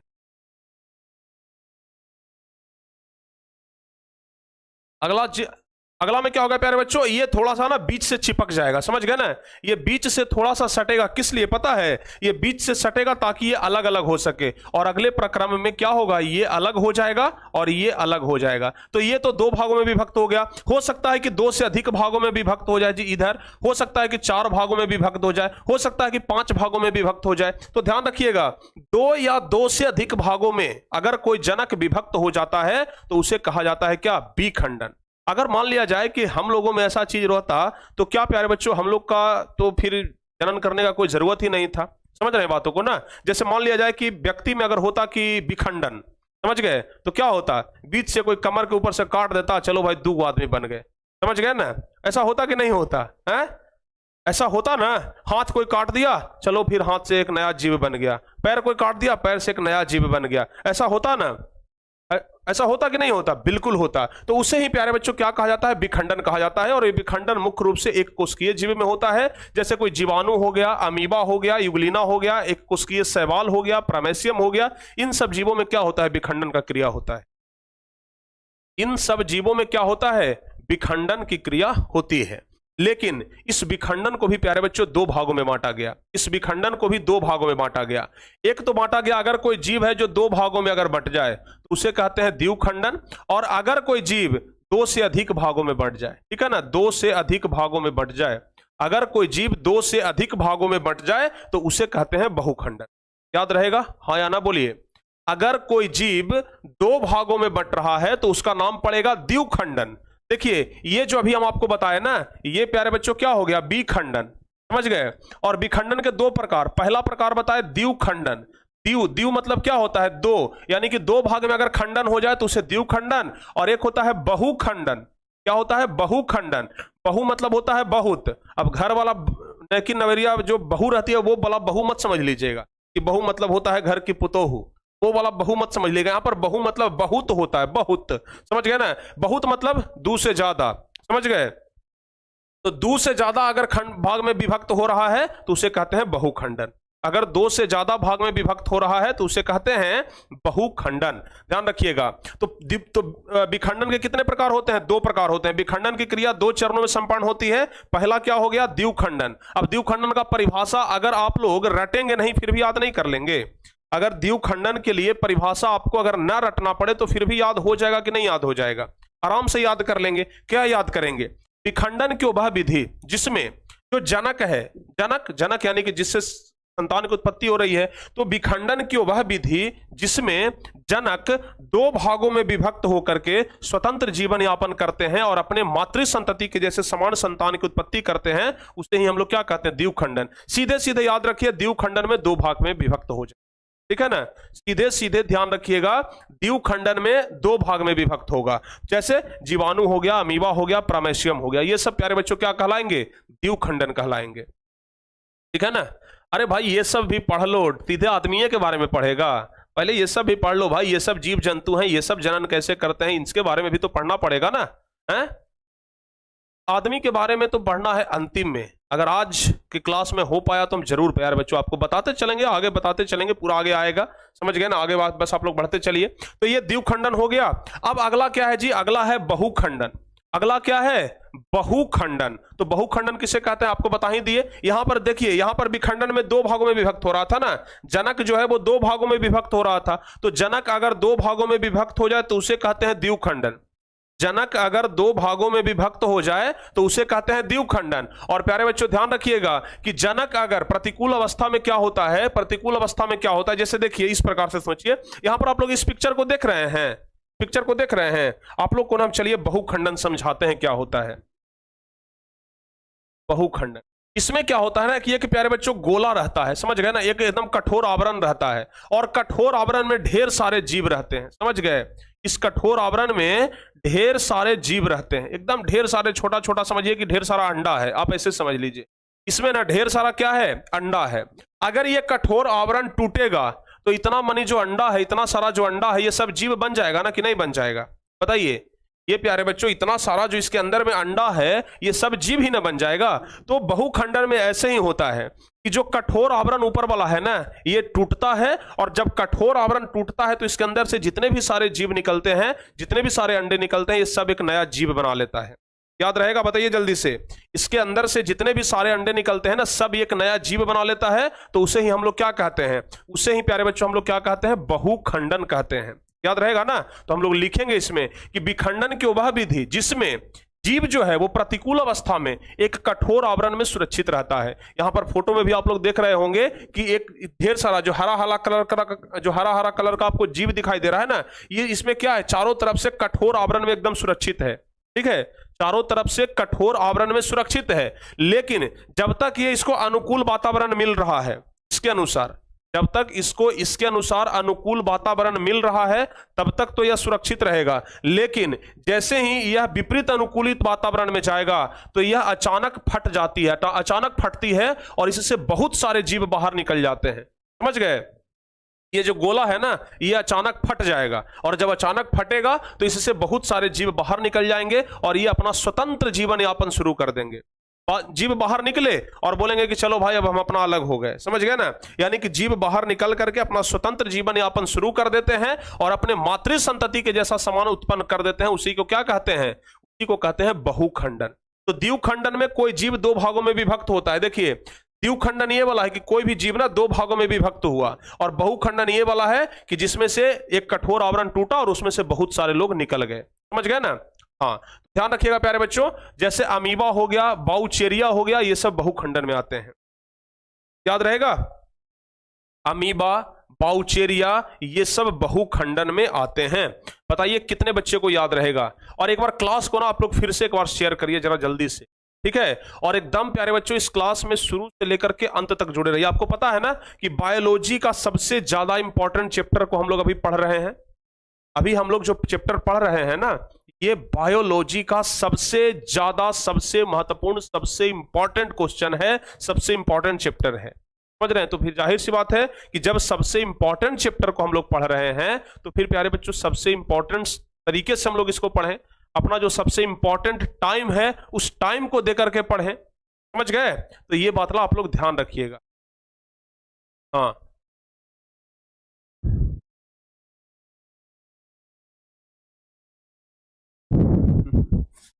समझ गए ना। यस, सारे बच्चे समझ गए यहां तक। ओके, चलिए अब देखिए प्यारे बच्चों, हम आपको चार प्रकार के बताए थे ना, चार प्रकार के बताए थे ना। तो पहला विखंडन के बारे में तो हम आपको पूरा समझा दिए कि विखंडन दो प्रकार के होते हैं। पहला क्या बताए, द्विखंडन। पहला क्या बताए, द्विखंडन। और दूसरा क्या बताए, बहुखंडन। दूसरा क्या बताए, बहुखंडन। समझ गए। पहला बताया द्विखंडन और दूसरा बताया बहुखंडन। अच्छा, अगर हम आपसे पूछें कि अमीबा क्या हम अपनी आंखों से देख सकते हैं, तो क्या आपका जवाब होगा, हाँ या ना। अमीबा को क्या हम अपनी आंखों से देख सकते हैं, तो आपका जवाब क्या होगा प्यारे बच्चों, हाँ या ना। जल्दी से बताइए। आप कहेंगे कि बिल्कुल नहीं सर, अमीबा को तो हम अपनी आंखों से देख ही नहीं सकते। अमीबा को तो हम अपनी आंखों से देख ही नहीं सकते हैं। अमीबा तो एक कोशिकीय जीव है, बहुत सूक्ष्म जीव है, उसको माइक्रोस्कोप की सहायता से देखा जाता है। समझ गए ना। अमीबा को कभी भी हम लोग नंगी आंखों से नहीं देख सकते। तो चलिए, विखंडन हो गया। अब हम लोग पढ़ते हैं मुकुलन के बारे में कि मुकुलन क्या होता है, ठीक है ना। अब चलिए मुकुलन के बारे में पढ़ लेते हैं। देखिए मुकुलन में क्या होता है ना, मुकुलन समझने के लिए ना प्यारे बच्चों आप लोग ऐसे समझिए, इसको ना हम एक अलग बना देते हैं और इसको ना हम बड़ा करते हैं। मुकुलन को हम आपको समझा सके एकदम अच्छे तरीके से, इसके लिए ना हम इस चित्र को बड़ा करते हैं और आपको मुकुलन समझाने का प्रयास करते हैं। चलिए देखिए, अब हम आपको मुकुलन समझाते हैं एकदम अच्छे तरीके से, मन से जरा समझिएगा मुकुलन क्या होता है ना, एकदम अच्छे तरीके से समझिएगा। आप लोग यहां पर देख रहे हैं कि आपके यहां पर तीन यहां पर जीव आपको दिखाई दे रहे हैं, समझ गए ना, तीन जीव दिखाई दे रहे हैं जो एकदम सूक्ष्म जीव है। अगर आप गौर से देखेंगे प्यारे बच्चों तो एकदम ये चिकना सतह था, चिकना सपाट सतह था, लेकिन इसमें से अगर आप ध्यान से समझेंगे ना, इसमें से अगर आप ध्यान से समझेंगे तो यहां पर देखिए एकदम थोड़ा सा पहले निकला है, एकदम थोड़ा सा ना इसके शरीर में उभार आया, समझ गए, इसके शरीर में थोड़ा सा क्या आया, उभार आया, और यह उभार धीरे धीरे बढ़ करके इतना बड़ा हो गया, समझ गए, यह उभार धीरे धीरे बढ़ करके इतना बड़ा हो गया, और उसके बाद ये प्यारे बच्चों एक अलग जीव की तरह बिहेव करने लगा। देखिए ऊपर में जिस तरीके का जीव है उसी तरीके का जीव यहां पर भी बना लिया। यानी कि जो मुकुलन होता है ना, ध्यान से सुनिएगा, जो मुकुलन होता है, मुकुलन में प्यारे बच्चों जीव के शरीर में उभार आता है, उभार मतलब बाहर निकलना, जो जीव होता है ना उसके शरीर में उभार आता है, और उस उभार के बाद वो अपना अलग जीव बना लेता है, तो उसी को मुकुलन कहा जाता है। उसी को क्या कहते हैं, मुकुलन कहते हैं। बताइए याद रहेगा हाँ या ना, उसी को क्या कहा जाता है, मुकुलन कहा जाता है। सर ये मुकुलन सुना सुना सा लग रहा है, काहे नहीं सुना सुना सा लगेगा भाई, ये आपके ही चैप्टर में तो पढ़ना है। तो मुकुलन समझ गए ना, जीवों में उभार आता है, जीवों के शरीर में उभार आता है, और फिर ये नए जीव का निर्माण कर लेता है, उसी को क्या कहते हैं, मुकुलन कहते हैं, समझ गए ना। चलिए तो इसको हम लोग समझते हैं, क्या लिखेंगे, मुकुलन। अलैंगिक जनन की वह विधि, जाहिर सी बात है कि भाई कि मुकुलन भी किस में आता है, अलैंगिक जनन में आता है। तो अलैंगिक जनन की वह विधि जिसमें जीव के शरीर से क्या निकलता है, उभार निकलता है। यहां पर भी आप लोग देख रहे हैं ना कि जीव के शरीर से क्या निकला है, उभार निकला, और ये उभार निकल करके ना एक नया जीव बना लिया, समझ गए, उभार निकल करके क्या, हाँ बाहर निकल करके क्या हो गया, नया जीव बना लिया, तो उसी को हम लोग क्या कहते हैं, मुकुलन कहते हैं, मुकुल या कली कहते हैं। ये जो बाहर निकला ना, ये जो बाहर निकलता है प्यारे बच्चों, इसको क्या कहा जाता है, इसको मुकुल कहा जाता है, ध्यान रखिएगा, इसको क्या कहा जाता है, मुकुल कहा जाता है, या फिर इसको क्या कहा जाता है, कली कहा जाता है। क्या कहा जाता है, मुकुल या कली, समझ गए। ये जो जीव बाहर निकला इसको मुकुल या कली कहा जाता है, समझ गए ना। असली मजा तो हमें लग रहा है ना, अभी तो आप लोग को उतना इंटरेस्ट नहीं आ रहा होगा इस चैप्टर को पढ़ने में। इस चैप्टर का मतलब आप लोग सीधे समझ लेते हैं ना कि सर ये सब छोड़िए, मुकुलन में जनन तनन कैसे होता है हमको नहीं पढ़ना है, हमको ये बता दीजिए ना कि सर आदमी में जनन कैसे होता है। आप लोग को बस यही लगता है ना कि जनन चैप्टर मतलब व्यक्ति में जनन, मनुष्य में जनन, समझ गए ना, है। चलिए अभी हम देखिए यहां पर अगर एक बोटिंग करवा देना तो बहुत सारे बच्चे क्या कहेंगे, अच्छा कितने ऐसे बच्चे हैं जो हर एक जीव में जनन के बारे में पढ़ना चाहते हैं। जो बच्चे हर एक जीव में, जैसे कोशिकीय जीव, पेड़ पौधे में जनन, मतलब जो हर एक जीव जंतु हर एक पेड़ पौधे में जनन के बारे में पढ़ना चाहते हैं वो जल्दी से प्यारे बच्चों एक दबाइए, ठीक है ना, वो जल्दी से एक क्लिक करिए। और जो बच्चे सिर्फ मनुष्य में जनन के बारे में पढ़ना चाहते हैं वो जल्दी से 2 प्रेस करके भेजिए, ठीक है, हाँ जल्दी से। तब हम जानेंगे कि भाई आप लोग का इंटरेस्ट किस है। जो बच्चे हर एक चीज में, जैसे एक कोशिकीय जीव हो गया, बहुकोशिकीय जीव हो गया, पेड़ पौधे हो गया, फूल हो गया, सब में अगर जनन के बारे में पढ़ना चाहते हैं तो फिर आप 1 दबाइए, और अगर सिर्फ मनुष्य में जनन के बारे में पढ़ना चाहते हैं तो फिर प्यारे बच्चों आप 2 दबाइए, ठीक है ना। हाँ पहले देख लेते हैं उसके बाद हम कुछ बोलेंगे, अभी हम नहीं कुछ बोलेंगे, पहले कुछ देख लेते हैं और उसके बाद हम बोलेंगे। अब देखिए कुछ बच्चे, बहुत सारे, हालांकि बहुत सारे बच्चे 1 लिख रहे हैं और बहुत सारे बच्चे 2 लिख रहे हैं। अब देखिए जो बच्चे 2 लिख रहे हैं ना, इसका मतलब है कि उन बच्चों को इससे मतलब नहीं है कि भाई सिलेबस में क्या पूछा जाएगा, हमारे परीक्षा में क्या पूछा जाएगा, इससे उनको मतलब नहीं है। जो बच्चे 2 लिख रहे हैं उनको सिर्फ मतलब है कि सर जी मजा आना चाहिए, चाहे जैसे पढ़ाइए, समझ गए ना। और जो बच्चे 1 लिख रहे हैं ना, उनका यह स्पष्ट रूप से कहना है कि नहीं सर हमें मजा नहीं चाहिए, हमें इस चैप्टर के बारे में बताइए कि आखिर इस चैप्टर से संबंधित क्वेश्चन को हम छोड़ न सके, समझ गए, इस चैप्टर से संबंधित हम क्वेश्चन को छोड़ न सके, इसलिए हम 1 दबाए हैं, समझ गए ना। तो 2 वाले बच्चे भी जल्दी से भाई 1 दबा लो, समझ गए ना। यहां पर प्यारे बच्चों हम लोग मजे के लिए नहीं बल्कि नंबर के लिए पढ़ाई करते हैं। पढ़ाई किस लिए किया जाता है, नंबर के लिए, ताकि नंबर ज्यादा आ जाए। पढ़ाई इसलिए ना हम लोग करते हैं कि नंबर ज्यादा आ जाए, नंबर बेहतरीन आ जाए, समझ गए। तो इसलिए आप लोगों को ना ये 1 नंबर पर ध्यान देना चाहिए, समझ गए ना। बाकी देखिए बाकी प्यारे बच्चों धीरे धीरे धीरे धीरे करके तो हम लोग सब कुछ पढ़ाएंगे ही, तो आप लोग अच्छे तरीके से बस ध्यान से समझते जाइए। ठीक है, तो मुकुलन समझ गए ना? कितने बच्चे समझ गए मुकुल के बारे में? चलिए मुकुल के बारे में समझ गए, तो मुकुलन समझ गए। पहला चीज क्या बताए? देखिए अब हम ना फिर से आपको इस स्लाइड पर लेकर के आना चाहेंगे। इस स्लाइड पर प्यारे बच्चों हम फिर से लेकर के आना चाहेंगे। आप जरा देखिए ध्यान से, विखंडन के बारे में हम आपको समझा दिए कि विखंडन दो प्रकार के, द्विखंडन और बहुखंडन। समझ गए ना? दो भागों में बट गया तो उसे द्विखंडन कहते हैं, और एक बड़ा सा कठोर आवरण था वो फूटा, ढेर सारा निकला बच्चा, वो क्या हो गया? बहुखंडन हो गया। अब उसके बाद मुकुलन में हम आपको क्या बताए? इसमें प्यारे बच्चों शरीर में उभार आता है। क्या आता है? शरीर में उभार आता है। समझ गए ना? उभार आता है, और इसको क्या कहते हैं? मुकुलन कहते हैं। अब तीसरा नंबर है प्यारे बच्चों अपखंडन। तीसरा नंबर है अपखंडन। तो अब हम ना अपखंडन के बारे में आपको पढ़ाएंगे। ठीक है, अब हम आपको किस चीज के बारे में पढ़ाएंगे? अपखंडन के बारे में। लेकिन चलिए अपखंडन के बारे में पढ़ाएं इसके पहले कुछ हम आपको बताते हैं। देखिए अपखंडन क्या होता है, पहले समझा देते हैं। अपखंडन क्या होता है हम पहले आपको समझाते हैं। देखिए प्यारे बच्चों, मान लिया जाए कि ये कोई जीव है, हम एक जीव का चित्र बना रहे हैं। समझ गए ना? हम प्यारे बच्चों यहां पर क्या कर रहे हैं? एक जीव का चित्र बना रहे हैं। ठीक है, हम यहां पर ना एक जीव का चित्र बना रहे हैं, जरा ध्यान से सुनिए। ये कोई एक जीव है। समझ गए?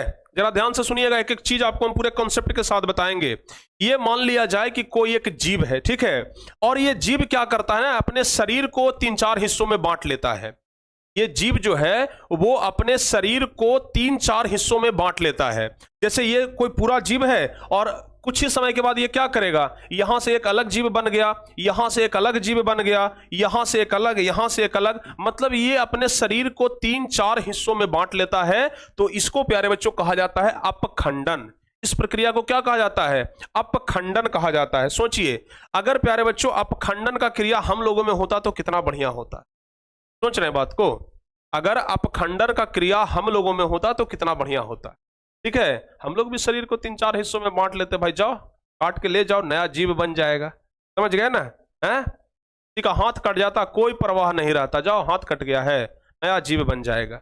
जैसे देखते हैं ना छिपकली में पूछ कट जाता है ना, तो छिपकली को टेंशन नहीं होता है, वो फरफराइल भाग जाता है, जानता है कि पूछ कट गया है, हम फूज फिर नया फूज जाएगा। समझ गया ना? नया निकल जाएगा पूछ। अगर छिपकली का पूछ कट जाए ना, छिपकली को टेंशन नहीं होता है, एकदम भाग जाता है, पूछ वो छोड़ देता है, कट गया छोड़ दो भाई, कुछ कट गया तो उससे क्या हो जाएगा? नया लॉन्च हो जाएगा। कुछ ना छिपकली का नया लॉन्च हो जाएगा, नया लॉन्च तो होते रहता है। समझ गए? लेकिन पूछ से नया शरीर बनेगा? नहीं बनेगा। समझ गए ना? तो इसलिए चिंता नहीं करना है। तो यहां पर जो अपखंडन, अपखंडन का दूसरा नाम क्या है? पुनर्जनन।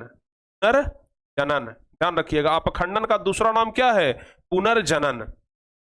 तो ये आपको ध्यान रखना है कि अपखंडन मतलब क्या हुआ? शरीर 3-4 हिस्सों में बंट जाता है, डिवाइड हो जाता है, उसी को क्या कहा जाता है? अपखंडन कहा जाता है। तो चलिए इसके बारे में अब हम लोग समझते हैं। अपखंडन क्या होता है प्यारे बच्चों? ध्यान रखिएगा, अपखंडन, अपखंडन क्या होता है? जब कोई जनक का शरीर 2 हिस्सों में टूट जाए और दोनों हिस्से अपना स्वतंत्र जीवन व्यतीत करने लगे, तो उसी को हम लोग अपखंडन कहते हैं। समझ गए ना? जब किसी जीव का शरीर 2 हिस्सों में टूट जाए और टूट करके दोनों हिस्से अपना स्वतंत्र जीवन व्यतीत करने लगे, तो उसे अपखंडन कहते हैं। जैसे यहां पर भी देख लीजिए, एक कोई जीव था, ये क्या हो गया? 3 अलग अलग हिस्सों में टूट गया और तीनों अपना अलग अलग स्वतंत्र जीवन बिताने लगा, तो उसे कहते हैं अपखंडन। क्या कहते हैं? अपखंडन। तो अपखंडन भी समझ गए ना? और इसी को प्यारे बच्चों पुनर्जनन या फिर पुनरुद्भवन भी कहते हैं। क्या कहते हैं? जैसे देखिए अभी हम आपको छिपकली के बारे में एग्जांपल देकर के बताए थे। अलैंगिक जनन की वह विधि जिसमें जीव जो है वो शरीर के कटे भाग से नए जीव का विकास होता है, जिसे हम लोग पुनर्जनन कहते हैं। अगर किसी का शरीर कट गया और कटने के बाद कोई नया शरीर बन गया, तो उसे कहते हैं प्यारे बच्चों पुनर्जनन। समझ गए ना? क्या कहते हैं? पुनर्जनन। जैसे छिपकली को जानते होंगे, अभी देखिए छिपकली का पूंछ लगा हुआ है, समझ गए, और अभी यहां पर क्या हो गया? पूंछ कट गया। छिपकली का पूंछ इतना कमजोर होता है ना, अगर उसके पूंछ पर थोड़ा सा जोर से मार दीजिएगा ना, उसका पूंछ कट करके अलग हो जाएगा। छिपकली का पूंछ इतना कमजोर होता है, उसके पूंछ पर थोड़ा सा ऐसे मार दीजिएगा ना, उसका पूंछ कट के अलग हो जाएगा। तो ध्यान रखिएगा, पुनर्जनन किसे कहते हैं? अलैंगिक जनन की वह विधि जिसमें जीव शरीर के कटे भाग से नए जीव का विकास होता है, उसे क्या कहते हैं? पुनर्जनन। जैसे प्लेनेरिया, अमीबा, हाइड्रा, फीता कृमि, छिपकली। अगर अमीबा है ना, अगर मान लिया जाए कि अमीबा है, अगर अमीबा को जोर से मारिएगा ना, वो 3 4 5 हिस्सों में डिवाइड हो जाएगा, टूट जाएगा, और जितना भांचा टूटेगा ना सब अलग अमीबा बना लेगा। समझ गए, सब अलग अमीबा बना लेगा। तो यहां से देखिए छिपकली का पूंछ कट गया, फिर धीरे धीरे देखिए पूंछ निकल भी गया। समझ गए। ये प्यारे बच्चों एक जीव होता है जिसका नाम होता है क्या बोलते हैं उसको, क्या बोलते हैं, ऑक्टोपस। ऑक्टोपस, ऑक्टोपस ही है ना। ये देखिए ऑक्टोपस का 2 4 गो ये जो पैर है ना ये कट गया है, ये नया फूज जाएगा। समझ गए ना, ये नया निकल जाएगा। समझ गए, ये नया निकल जाएगा। तो इसी को क्या कहते हैं, पुनर्जनन कहते हैं। तो अपखंडन आप लोग समझ गए। अलैंगिक जनन का तीसरा विधि था प्यारे बच्चों अपखंडन। आप लोग समझ गए, जल्दी से बताइए। ये तीसरा विधि भी आप लोग क्या समझ गए, अपखंडन। ये तीसरा विधि समझ गए, बिल्कुल। तो अब चलते हैं लैंगिक जनन का, सॉरी अलैंगिक जनन का सबसे अंतिम प्रकार देखते हैं, बीजाणु जनन। अलैंगिक जनन का अब सबसे अंतिम प्रकार देखते हैं हम लोग, बीजाणु जनन। और बीजाणु जनन समझाने के लिए प्यारे बच्चों आप लोगों को ना हम एक चित्र दिखाते हैं, आप लोग को बहुत अच्छे तरीके से बीजाणु जनन समझ में आ जाएगा, ठीक है ना। और एक और होता है कायिक जनन, समझ गए ना। एक और होता है प्यारे बच्चों कायिक जनन, इसके बारे में भी पहले बता देते हैं हम आपको, कायिक जनन क्या होता है। अच्छा, आप लोग देखते होंगे आपके घर में अगर आलू रोपाता है, आपके घर में ना कभी कभी आलू जो जरूर रोपाता होगा, तो आपके घर में प्यारे बच्चों जो आलू रोपाता है, अगर हम इस आलू को यहां से काट दें, अगर काट दे प्यारे बच्चों, तो ये एक अलग पौधा बना लेगा, ये एक अलग पौधा बना लेगा, बनाएगा कि नहीं। जैसे देखिए आलू को यहां पर काट दिए है ना, तो कटलका आलू से भी एक नया पौधा निकल गया है। बस गांव में अगर आलू रोपाता है ना, तो उसमें कहता है कि बस आंखिया रहना चाहिए। अगर ये वाला जो आंख है ना, इसको आंख कहा जाता है, समझ गए ना। कहता है कि अगर आंख रहेगा ना तो ये नया मतलब आलू का पौधा बन जाएगा। सिर्फ अगर आंख रहेगा तो इसमें नया आलू का पौधा बन जाएगा। प्याज को प्यारे बच्चों, प्याज को ना 3 4 हिस्सा में काट दीजिए, फिर भी वो अलग अलग पौधा बना लेता है। गुलाब का पंखुड़ी देखे हैं, गुलाब का पंखुड़ी आप लोग देखे होंगे, गुलाब के पंखुड़ी को काट करके और उसको बस मिट्टी में लगा दीजिए, एक नया पौधा बना लेगा। गुलाब के पंखुड़ी को काट करके बस मिट्टी में लगा दीजिए, एक नया पौधा बना लेता है। बना लेता है कि नहीं बना लेता है?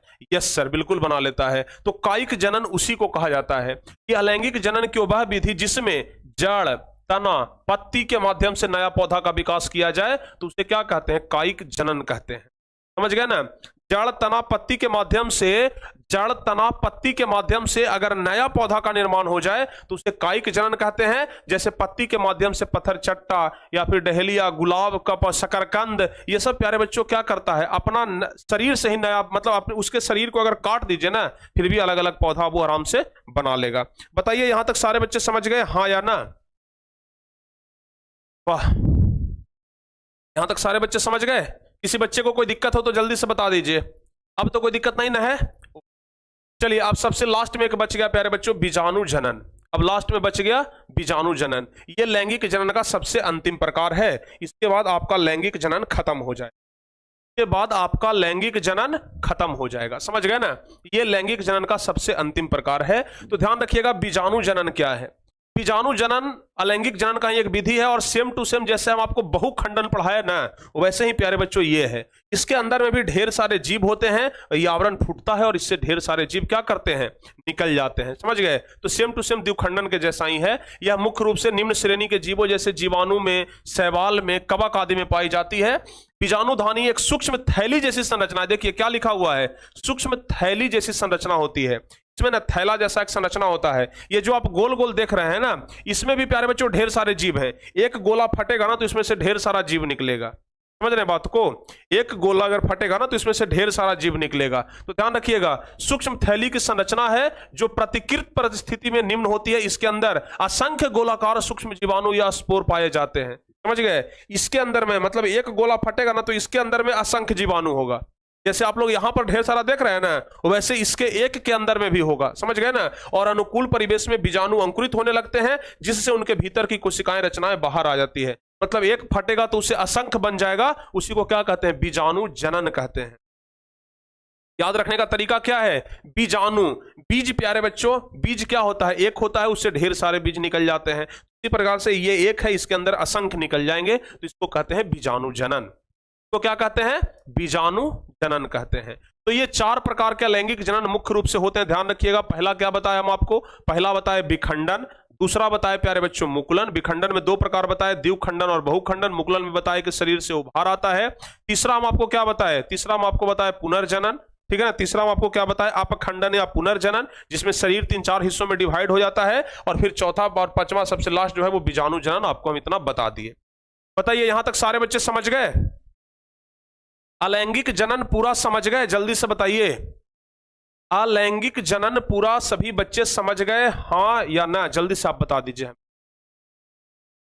हाँ प्यारे बच्चों जल्दी से बताइए, अलैंगिक जनन कितने बच्चे समझ गए हैं? पूरा अगर समझ गए हो तो चलिए अब हम लोग ना लैंगिक जनन की ओर बढ़ते हैं, ठीक है। और यहां पर आप लोग देख के समझ ही गए होंगे कि कौन सा हीरो है। जल्दी से बताइए हीरो का नाम, और इसका फोटो हम क्यों लगाए हैं इसके बारे में अभी हम आपको बताते हैं, ठीक है ना। क्यों हम फोटो लगाए हैं इसके बारे में अभी हम आपको बताते हैं, ठीक है ना। शाहरुख खान के जरिए हम आपको बताने वाले हैं लैंगिक जनन, समझ गए? बहुत ही मजा आएगा। चलिए तो अब प्यारे बच्चों हमारा अलैंगिक जनन खत्म हो गया है और अब हम लोग ना लैंगिक जनन की ओर बढ़ रहे हैं। अब हमारा अलैंगिक जनन खत्म हो गया है और अब हम लोग लैंगिक जनन की ओर बढ़ेंगे, ठीक है। तो चलिए अब एक कोशिकीय जीव जंतु में तो भाई खत्म हो गया, अब हम लोग देखते हैं बहुकोशिकीय जीव जंतु में, ठीक है ना। जिसका इंतजार आप लोग कर रहे थे कि सर बहुकोशिकीय जीव जंतुओं में जनन कैसे होता है, इसके बारे में बता दीजिए। तो जरा ध्यान से समझिएगा। देखिए अब जाहिर सी बात है कि लैंगिक जनन में हम आपको बताए हैं कि एक मादा, लैंगिक जनन में प्यारे बच्चों ध्यान रखिएगा, एक मादा यानी कि एक मेल, लैंगिक जनन में कौन कौन भाग लेता है? एक मेल भाग लेता है और एक फीमेल भाग लेती, ठीक है ना।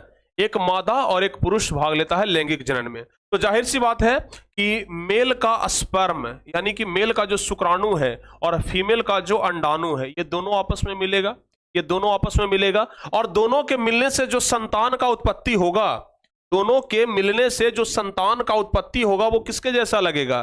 जनक के जैसा लगेगा, मतलब जो उत्पत्ति किया उसके जैसा लगेगा। जैसे देखिए अब शाहरुख खान जन्म दिया किसको? अपना बेटा को। शाहरुख खान किसको जन्म दिया? अपना बेटा को जन्म दिया। देखिए आप लोग एकदम गौर से, दोनों का चेहरा एक जैसा लग रहा है कि नहीं लग रहा है? अगर इसका नाम क्या है पता है? इसका नाम क्या है? आर्यन खान नाम है, आर्यन खान।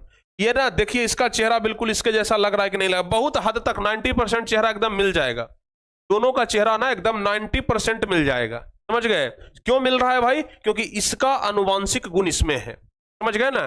क्योंकि ये जनक है, ये कौन है? ये जनक है, और ये कौन है? ये संतान है, समझ गए? ये जनक है और ये संतान है। तो जाहिर सी बात है जब ये जनक है ये संतान है तो इसका चेहरा इसमें मिलेगा कि नहीं मिलेगा? बताइए, समझ गए ना। तो यहां पर शाहरुख खान क्या हो गया?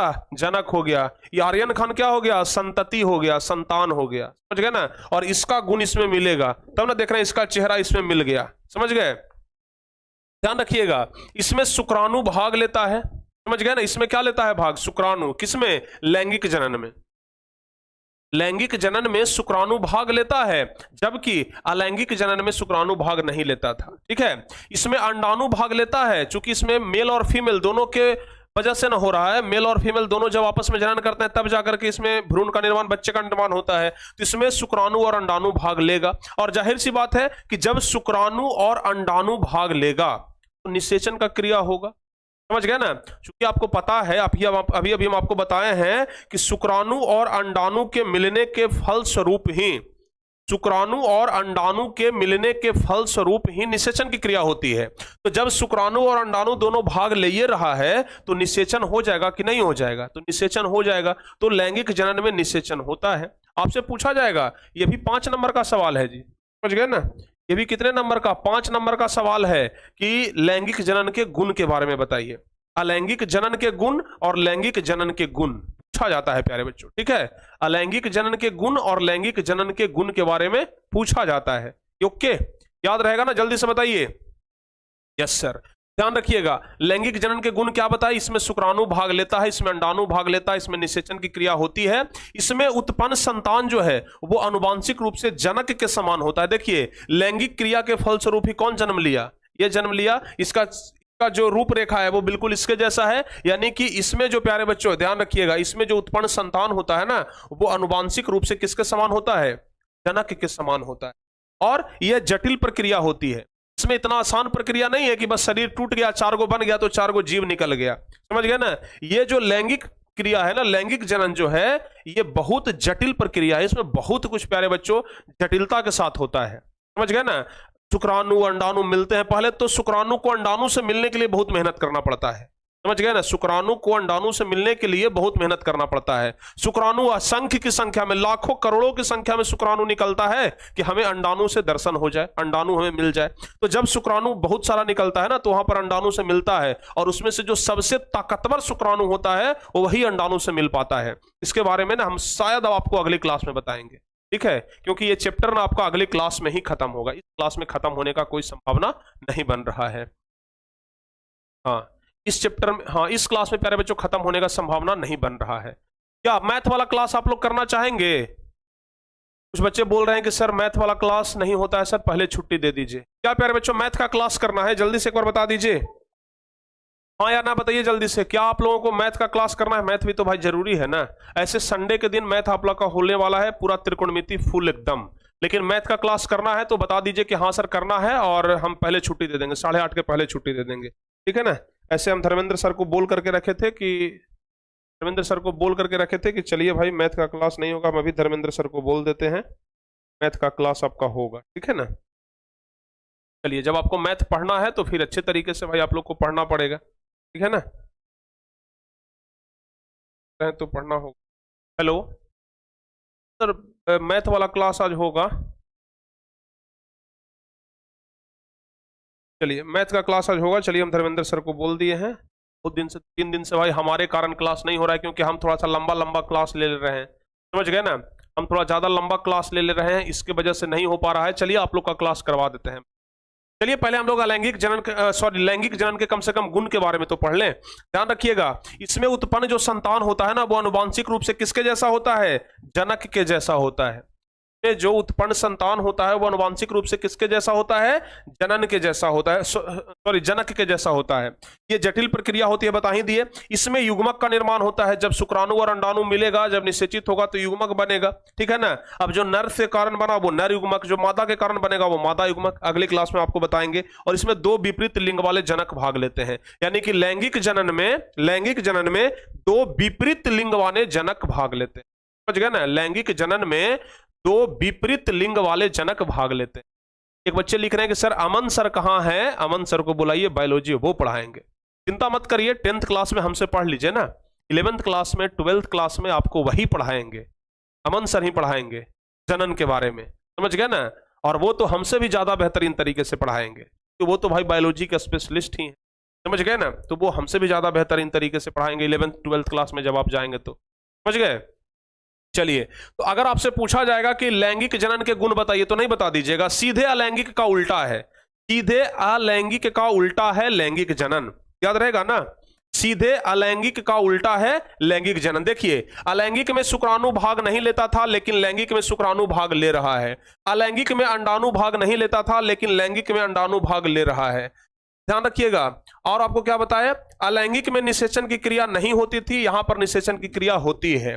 उसमें हाँ, लेकिन चौथा नंबर पॉइंट ना दोनों में सेम ही है। इसमें भी उत्पन्न संतान आनुवांशिक अपने जनक के समान होता है, और वहां पर भी जनक के समान होता था। ये जटिल प्रक्रिया है, जबकि अलैंगिक जनन एकदम सरल प्रक्रिया है, बस शरीर 3-4 हिस्सों में डिवाइड हो जाता है। इसमें युग्मक का निर्माण होता है, जबकि वहां पर युग्मक का निर्माण नहीं होता था। और इसमें 2 विपरीत जीव वाले, इसमें 2 विपरीत लिंग वाले जनक भाग लेते हैं, और वहां पर 2 विपरीत जीव वाले, और वहां पर 2 विपरीत लिंग वाले जनक भाग नहीं लेते हैं। तो यहां तक याद हो जाएगा ना? यहां तक याद हो जाएगा ना? बताइए जल्दी से, फटाफट से बताइए प्यारे बच्चों, जल्दी से बताइए, आप लोग हो जाएगा याद। और अब अगली क्लास में हम आपको बताएंगे, जानते हैं क्या? शुक्राणु और अंडाणु में अंतर। अब ये वाला क्लास ना हमें लगता है कि अब यहीं पर छोड़ देते हैं। अब आप लोग बोल रहे हैं कि सर मैथ होना चाहिए, चलिए कोई बात नहीं, ध्यान रखिएगा प्यारे बच्चों। अगली क्लास में हम आपको बताएंगे शुक्राणु और अंडाणु में क्या अंतर होता है। जो सबसे पहले हम आपको यही बताएंगे, शुक्राणु और अंडाणु में अंतर। शुक्राणु का निर्माण प्यारे बच्चों होता है वृषण में। अगली क्लास में हम आपको बताएंगे शुक्राणु का निर्माण होता है वृषण में, और ये वृषण से रास्ते हुए ये शीशन के द्वारा बाहर निकल जाता है। और ये प्यारे बच्चों है ये है मानव जनन तंत्र, जिसमें यहां पर और यहां पर अंडाणु का निर्माण होता है, ठीक है ना? ये हम आपको बताएंगे, ठीक है? अगली क्लास में हम आपको ये बताएंगे यहां पर ना अंडाणु का निर्माण होता है। ठीक है, तो अगली क्लास में आपको हम बताएंगे यहां पर शुक्राणु बनता है और यहां पर अंडाणु बनता है। तो सारे बच्चे तैयार हैं? जल्दी से बोलिए यस सर। हाँ यस, बहुत बढ़िया, तैयार है ना सभी बच्चे? जी बिल्कुल, तैयार रहना भी है, ठीक है ना, तैयार रहना भी है आप लोगों को। तैयार रहिएगा ना, जल्दी से बताइए हाँ या ना।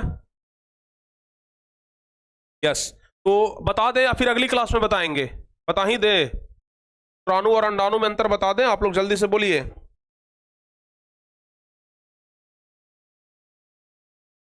चलिए प्यारे बच्चों, हम आपको शुक्राणु और अंडाणु में ना अंतर बता ही देते हैं, ठीक है ना, शुक्राणु और अंडाणु में अंतर बता ही देते हैं और तब अगली क्लास में हम आपको खत्म करेंगे, ठीक है। शुक्राणु और अंडाणु में अंतर ना हम आपको बता ही देते हैं। तैयार है ना? Yes sir. चलिए देखिएगा जरा ध्यान से, शुक्राणु और अंडाणु में क्या अंतर होता है। हालांकि अगली क्लास में और हम आपको विस्तार से बताएंगे इन सब चीजों के बारे में। शुक्राणु और अंडाणु में अंतर, शुक्राणु और अंडाणु में अंतर, ध्यान रखिएगा। शुक्राणु का निर्माण कहां होता है? वृषण में होता है। वृषण प्रत्येक पुरुष में पाया जाता है जिसकी संख्या प्यारे बच्चों एक जोड़ी होती है, ठीक है ना। प्रत्येक पुरुष में वृषण पाया जाता है जिसकी संख्या एक जोड़ी होती है। देखिए एक वृषण इधर है और एक वृषण इधर है, और इसी में किसका निर्माण होता है? इसी में प्यारे बच्चों स्पर्म का भी निर्माण होता है, समझ गए ना। ये जो आप वृषण देख रहे हैं ना, इसी वृषण में स्पर्म का भी निर्माण होता है, याद रहेगा, वृषण में ही स्पर्म का निर्माण होता है। तो दो वृषण पाए जाते हैं प्रत्येक पुरुष में। तो यहां पर है कि शुक्राणु का निर्माण कहां होता है? वृषण में होता है। जबकि अंडाणु का निर्माण कहां होता है? अंडाणु का निर्माण महिला में होता है ना, तो महिला में अंडाणु पाया जाता है। तो अंडाणु का निर्माण कहां होता है? महिलाओं में होता है। अंडाणु का निर्माण महिला में होता है, याद रखिएगा। तो शुक्राणु का निर्माण होता है वृषण में, शुक्राणु का निर्माण होता है वृषण में, जबकि अंडाणु का निर्माण होता है अंडाशय में, ठीक है। अब अंडाशय में कैसे निर्माण होता है, शुक्राणु से अंडाणु कैसे मिलते हैं, ये सब प्यारे बच्चों डिटेल्स में बताने का चीज है, और ये हम आपको अगली क्लास में डिटेल्स में बताएंगे, ठीक है ना। अगली क्लास में डिटेल्स में हम आपको बताएंगे, ओके। अच्छा, इसे बनने में अपेक्षाकृत कम समय लगता है, यानी कि शुक्राणु को बनने में कम समय लगता है, जबकि अंडाणु को बनने में शुक्राणु की अपेक्षा ज्यादा समय लगता है। देखिए प्यारे बच्चों, आपको पता होगा, चलिए पहले अंडाणु के बारे में बताते हैं। अंडाणु के बारे में बताते हैं कि शुक्राणु से ज्यादा समय कैसे लगता है। आप लोगों को पता होगा कि महिलाओं में आप लोगों को पता होगा कि महिलाओं में प्यारे बच्चों मासिक चक्र होता है। क्या होता है? मासिक चक्र होता है, ठीक है ना, जिसको रजोधर्म भी कहा जाता है, ठीक है, या फिर बोलचाल की भाषा में इसको पीरियड्स भी बोलते हैं। क्या बोलते हैं? पीरियड्स भी बोलते हैं। तो एक बात ध्यान रखिएगा, ये जो पीरियड्स होता है, पीरियड्स, पता नहीं हिंदी में शायद ऐसे ही लिखा जाता है, तो ये जो पीरियड्स होता है ना प्यारे बच्चों, प्रत्येक 28 दिन पर होता है। कितना दिन पर होता है? प्रत्येक 28 दिन पर होता है। देखिए होता क्या है कि प्रत्येक 28वें दिन अंडाशय से एक अंडा बाहर निकलता है। अंडाशय से जो अंडाशय होता है ना, उससे एक अंडा बाहर निकलता है और वो शुक्राणु का इंतजार करता है। तो यहां पर जो अंडाशय में अंडा जो बनता है ना, वो 28 दिन में एक बार बनता है। महिलाओं में ये 28 दिन में एक बार बनता है, और इसलिए हम लिखे हैं कि इसे बनने में ज्यादा समय लगता है। जबकि ये जो पुरुषों में प्यारे बच्चों स्पर्म बनता है ना, पुरुषों में जो स्पर्म बनता है, जिसको हम लोग शुक्राणु कहते हैं, इसका निर्माण बहुत जल्द होता है, समझ गए ना। इसका निर्माण में बस कुछ घंटे लगते हैं, निर्माण में बस कुछ घंटे लगते हैं। तो इसे बनने में अपेक्षाकृत कम समय लगता है, जबकि इसे बनने में ज्यादा समय लगता है, ठीक है। इन सब चीजों के बारे में ना और भी विस्तार से हम आपको अगली क्लास में पढ़ाएंगे। अच्छा, इसका आकार प्यारे बच्चों छोटा होता है, जबकि इसका आकार बड़ा होता है। चलिए हम आपको ना चित्र दिखाते हैं। ये है प्यारे बच्चों अपना शुक्राणु और ये है अंडाणु, समझ गए? दिखाई दे रहा है ना, ये है शुक्राणु और ये है अंडाणु, याद रहेगा। ये है इधर शुक्राणु और ये है इधर अंडाणु। तो ध्यान रखिएगा, ये छोटा होता है, ये बड़ा होता है। दूसरी बात, ये जो शुक्राणु है ना प्यारे बच्चों, ये गतिशील होता है। जो स्पर्म है ना, ये गतिशील होता है। ये क्या करता है पता है? ये गति करता है, ये गति करता है प्यारे बच्चों। स्पर्म में ना ढेर सारे, करोड़ों की संख्या में, लाखों की संख्या में शुक्राणु होते हैं। लाखों की संख्या में क्या होते हैं? शुक्राणु होते हैं, और ये रेस लगाते हैं, और ये रेस लगा करके आगे जाकर के अंडाणु के अंदर घुसना चाहते हैं, समझ गए ना। ये अंडाणु में प्रवेश करना चाहते हैं। चारों तरफ से देख रहे हैं ना, ये जो आप, ये प्यारे बच्चों क्या है? स्पर्म ही है। तो ये सभी तरफ से घुसना चाहते हैं, लेकिन स्पर्म का जो सबसे ताकतवर जो होता है ना, जो सबसे ताकतवर शुक्राणु होता है वो वही क्या करता है, अंडाणु में प्रवेश करता है और उसके बाद अंडाशय का दरवाजा बंद हो जाता है और तब जाकर के निषेचित होना शुरू हो जाता है। तो ये गति करता है, जबकि ये गति नहीं करता है। अंडाशय जो है ना, अंडा जो है ये गति नहीं करता है, समझ गए ना। तो यहां पर एक अंतर ये भी हो जाएगा, हमारा एक अंतर ये भी हो जाएगा प्यारे बच्चों कि यह चलनशील होता है, यानी कि यह गति करता है, यानी कि शुक्राणु गति करता है जबकि अंडाणु स्थिर होता है, यह गति नहीं करता है। बताइए यहां तक सारे बच्चे समझ जाएंगे, हाँ या ना बोलिए। वाह क्या बात है, यहां तक सारे बच्चे समझ जाएंगे ना, सारे बच्चे समझ जाएंगे। सर टारगेट बोर्ड का कोर्स खरीदना है सर, नंबर दीजिए। भाई नंबर के लिए आपको कहीं सोचना का जरूरत है, 81 14 53 20 21 इस पर कॉल कर लीजिए, या फिर 92 60 99 11 25 इस पर कॉल कर, दोनों में से किसी भी नंबर पे कॉल कर लेंगे ना, आपको कोर्स मिल जाएगा प्यारे बच्चों, आपको मदद मिल जाएगी, ठीक है, ध्यान रखिएगा, ठीक है ना। तो ये शुक्राणु और अंडाणु में अंतर आप लोग समझ गए ना, शुक्राणु और अंडाणु में अंतर आप लोग समझ गए होंगे एकदम अच्छे तरीके से। यस सर समझ गए, शुक्राणु और अंडाणु में अंतर समझ गए, चलिए बहुत बढ़िया। अब प्यारे बच्चों देखिए, अब ना ये चीज आपको पढ़ना है, एक बस ये लास्ट स्लाइड पढ़ा देते हैं, उसके बाद निषेचन से हम आपको पढ़ाएंगे अगली क्लास में। देखिए संलयन किसे कहते हैं, आपको हम अभी बताए थे कि नर युग्मक और मादा युग्मक के मिलने की क्रिया को संलयन कहा जाता है। देखिए अभी हम आपको बताए थे यहां पर कि जनन के लिए प्यारे बच्चों क्या चाहिए, एक चाहिए नर युग्मक, समझ गए ना, और एक चाहिए क्या, मादा युग्मक, क्या चाहिए, मादा युग्मक। और ये जब दोनों आपस में मिलते हैं ना, ये जब दोनों आपस में मिलते हैं ना, तब दोनों का क्या होता है प्यारे बच्चों, संलयन होता है, जिसको निषेचन भी कहते हैं।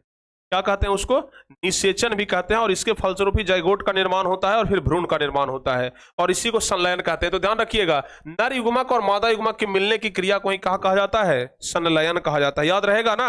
और सबसे लास्ट में है युग्मनज या जाइगोट किसे कहते हैं, तो अभी हम आपको बताएं नर युग्मक और मादा युग्मक के बनने के फलस्वरूप निषेचन होता है, और इसी को क्या कहते हैं, जाइगोट कहते हैं। क्या कहते हैं, जाइगोट कहते हैं। यहां पर आप लोग देखिए, ये अंडाणु है और इसमें शुक्राणु ना अंदर प्रवेश करने का क्या कर रहा है, प्रयास कर रहा है, और जो सबसे ताकतवर शुक्राणु होगा ना वही अंडाणु के अंदर प्रवेश करता है। तो जब नर युग्मक और मादा युग्मक संलयित होने के फलस्वरूप जिस संरचना का निर्माण होता है उसे युग्मनज या जाइगोट कहते हैं, समझ गए। जब नर युग्मक और मादा युग्मक संलयित होते हैं और इस संरचना के फलस्वरूप जिसका निर्माण होता है उसे क्या कहते हैं, युग्मनज या जाइगोट कहते हैं। यहां पर देखिए, ये नर युग्मक और मादा युग्मक दोनों मिलता है तो क्या बनता है, युग्मनज, क्या कहते हैं, युग्मनज, ठीक है। तो ये बात ना आप लोग ध्यान रखिएगा, ओके। चलिए तो आज प्यारे बच्चों यही तक हम रहने देते हैं, बाकी अगली क्लास में ना हम आपको निषेचन के बारे में पढ़ाएंगे कि आखिर किस तरीके से निषेचन होता है। अगर एक मुर्गी है वो अपने अंडे को सेती है तो किस तरीके से इससे बच्चा निकलता है, ये सब कुछ प्यारे बच्चों हम आपको अगली क्लास में बताएंगे, ठीक है ना। तो अगली क्लास में जबरदस्त चिकन बनने वाला है, समझ गया ना। अगली क्लास में ना जबरदस्त चिकन बनने वाला है भाई, चिकन खा लो, कल तक का टाइम है, फिर तो दुर्गा पाठ स्टार्ट होने वाला है, ठीक है ना। तो कल आराम से इस मुर्गे का चिकन आप लोगों को खिलाएंगे, आराम से जो बच्चे अंडे खाते हैं एकदम देहाती अंडा, देसी अंडा खिलाएंगे, सब कुछ प्यारे बच्चों अगली क्लास में होगा, ठीक है ना। और अगली क्लास में जो कुछ भी हम आज बोले हैं ना कि ये हम आगे पढ़ाएंगे, ये अगली क्लास में पढ़ाएंगे, वो सब आपका कल यानी कि अगले क्लास में हो जाएगा, ठीक है ना। वो सब कल यानी कि अगली क्लास में आपका हो जाएगा। अगली क्लास में पहले हम पुष्प के बारे में पढ़ा देंगे और उसके बाद सीधे हम लोग चले जाएंगे प्यारे बच्चों मादा जनन तंत्र के बारे में, पुरुष जनन तंत्र के बारे में हम आपको बताना शुरू, ठीक है ना। चलिए बहुत बढ़िया, तो यहां तक सारे बच्चे समझ गए, हाँ या ना बोलिए। Yes sir, yes sir, yes sir, बहुत बढ़िया।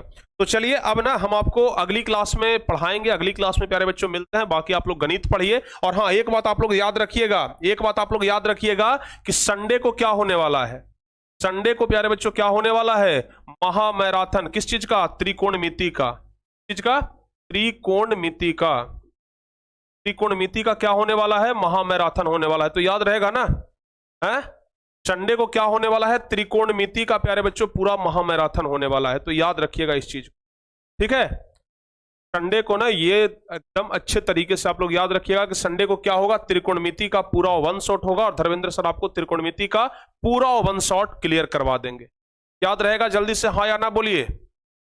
यस, याद रहेगा ना, चलिए बहुत बढ़िया, तो ध्यान रखिएगा। और हाँ प्यारे बच्चों, ये ना जल्दी से आप लोग भी करिएगा और जल्दी से हो सके इसको ना करिएगा। देखिए कितना तेजी के साथ बढ़ रहा है, अरे वाह क्या बात है, बहुत तेजी के साथ बढ़ रहा है जी। तो इतना ही तेजी के साथ प्यारे बच्चों बढ़ना भी चाहिए, वाह वाह। तो जल्दी से आज आप लोग प्रयास करिए कि 87 88 आज ही हो जाए। जितना ज्यादा से ज्यादा हो सके आप लोग शेयर करिए प्यारे बच्चों, चैनल को सब्सक्राइब करिए। और जितना तेज गति से अपना ये परिवार बढ़ेगा ना, उतना ही तेज गति से हम लोग जल्दी से 1 मिलियन की ओर बढ़ेंगे। तो आप लोग पूरा प्रयास करिए कि जल्दी से ये परिवार अपना 1 मिलियन का हो जाए। जितना तेज गति से बढ़ रहा है ना, इससे भी ज्यादा प्यारे बच्चों तेज गति से बढ़ना चाहिए। तो जल्दी से जल्दी आप लोग चैनल को सब्सक्राइब करिए, ताकि क्या हो, अपना रफ्तार प्यारे बच्चों एकदम बढ़ते रहे। ठीक है, याद रहेगा ना। तो चलिए अब आज के इस क्लास को यहीं पे समाप्त करते हैं और मिलते हैं प्यारे बच्चों हम आपसे अगली क्लास में। तब तक के लिए जय हिंद, धन्यवाद। लेकिन हाँ, जाते आते ना आप लोग कमेंट करिएगा, एक एक बच्चे कमेंट करेंगे, एक एक बच्चे कमेंट करेंगे कि आज का ये क्लास कैसा लगा। और आज से प्यारे बच्चों 100% ज्यादा गुना मजा आएगा आपको अगली क्लास में, ठीक है ना। हाँ, जो चीज आप चाह रहे थे ना कि सर ये चीज पढ़ाइए, वो चीज आपको अगली क्लास में देखने के लिए मिलेगा। ठीक है, तो हम कोशिश करेंगे कि अगली क्लास में आपका ये पूरा चैप्टर हम समाप्त कर दें। ओके, तो अगली क्लास में मिलते हैं। कमेंट करना आप लोग मत भूलिएगा, और जो बच्चे अभी तक चैनल को सब्सक्राइब नहीं किए हैं, चैनल को जरूर सब्सक्राइब कर लीजिएगा। मिलते हैं प्यारे बच्चों अगली क्लास में, तब तक के लिए जय हिंद, धन्यवाद।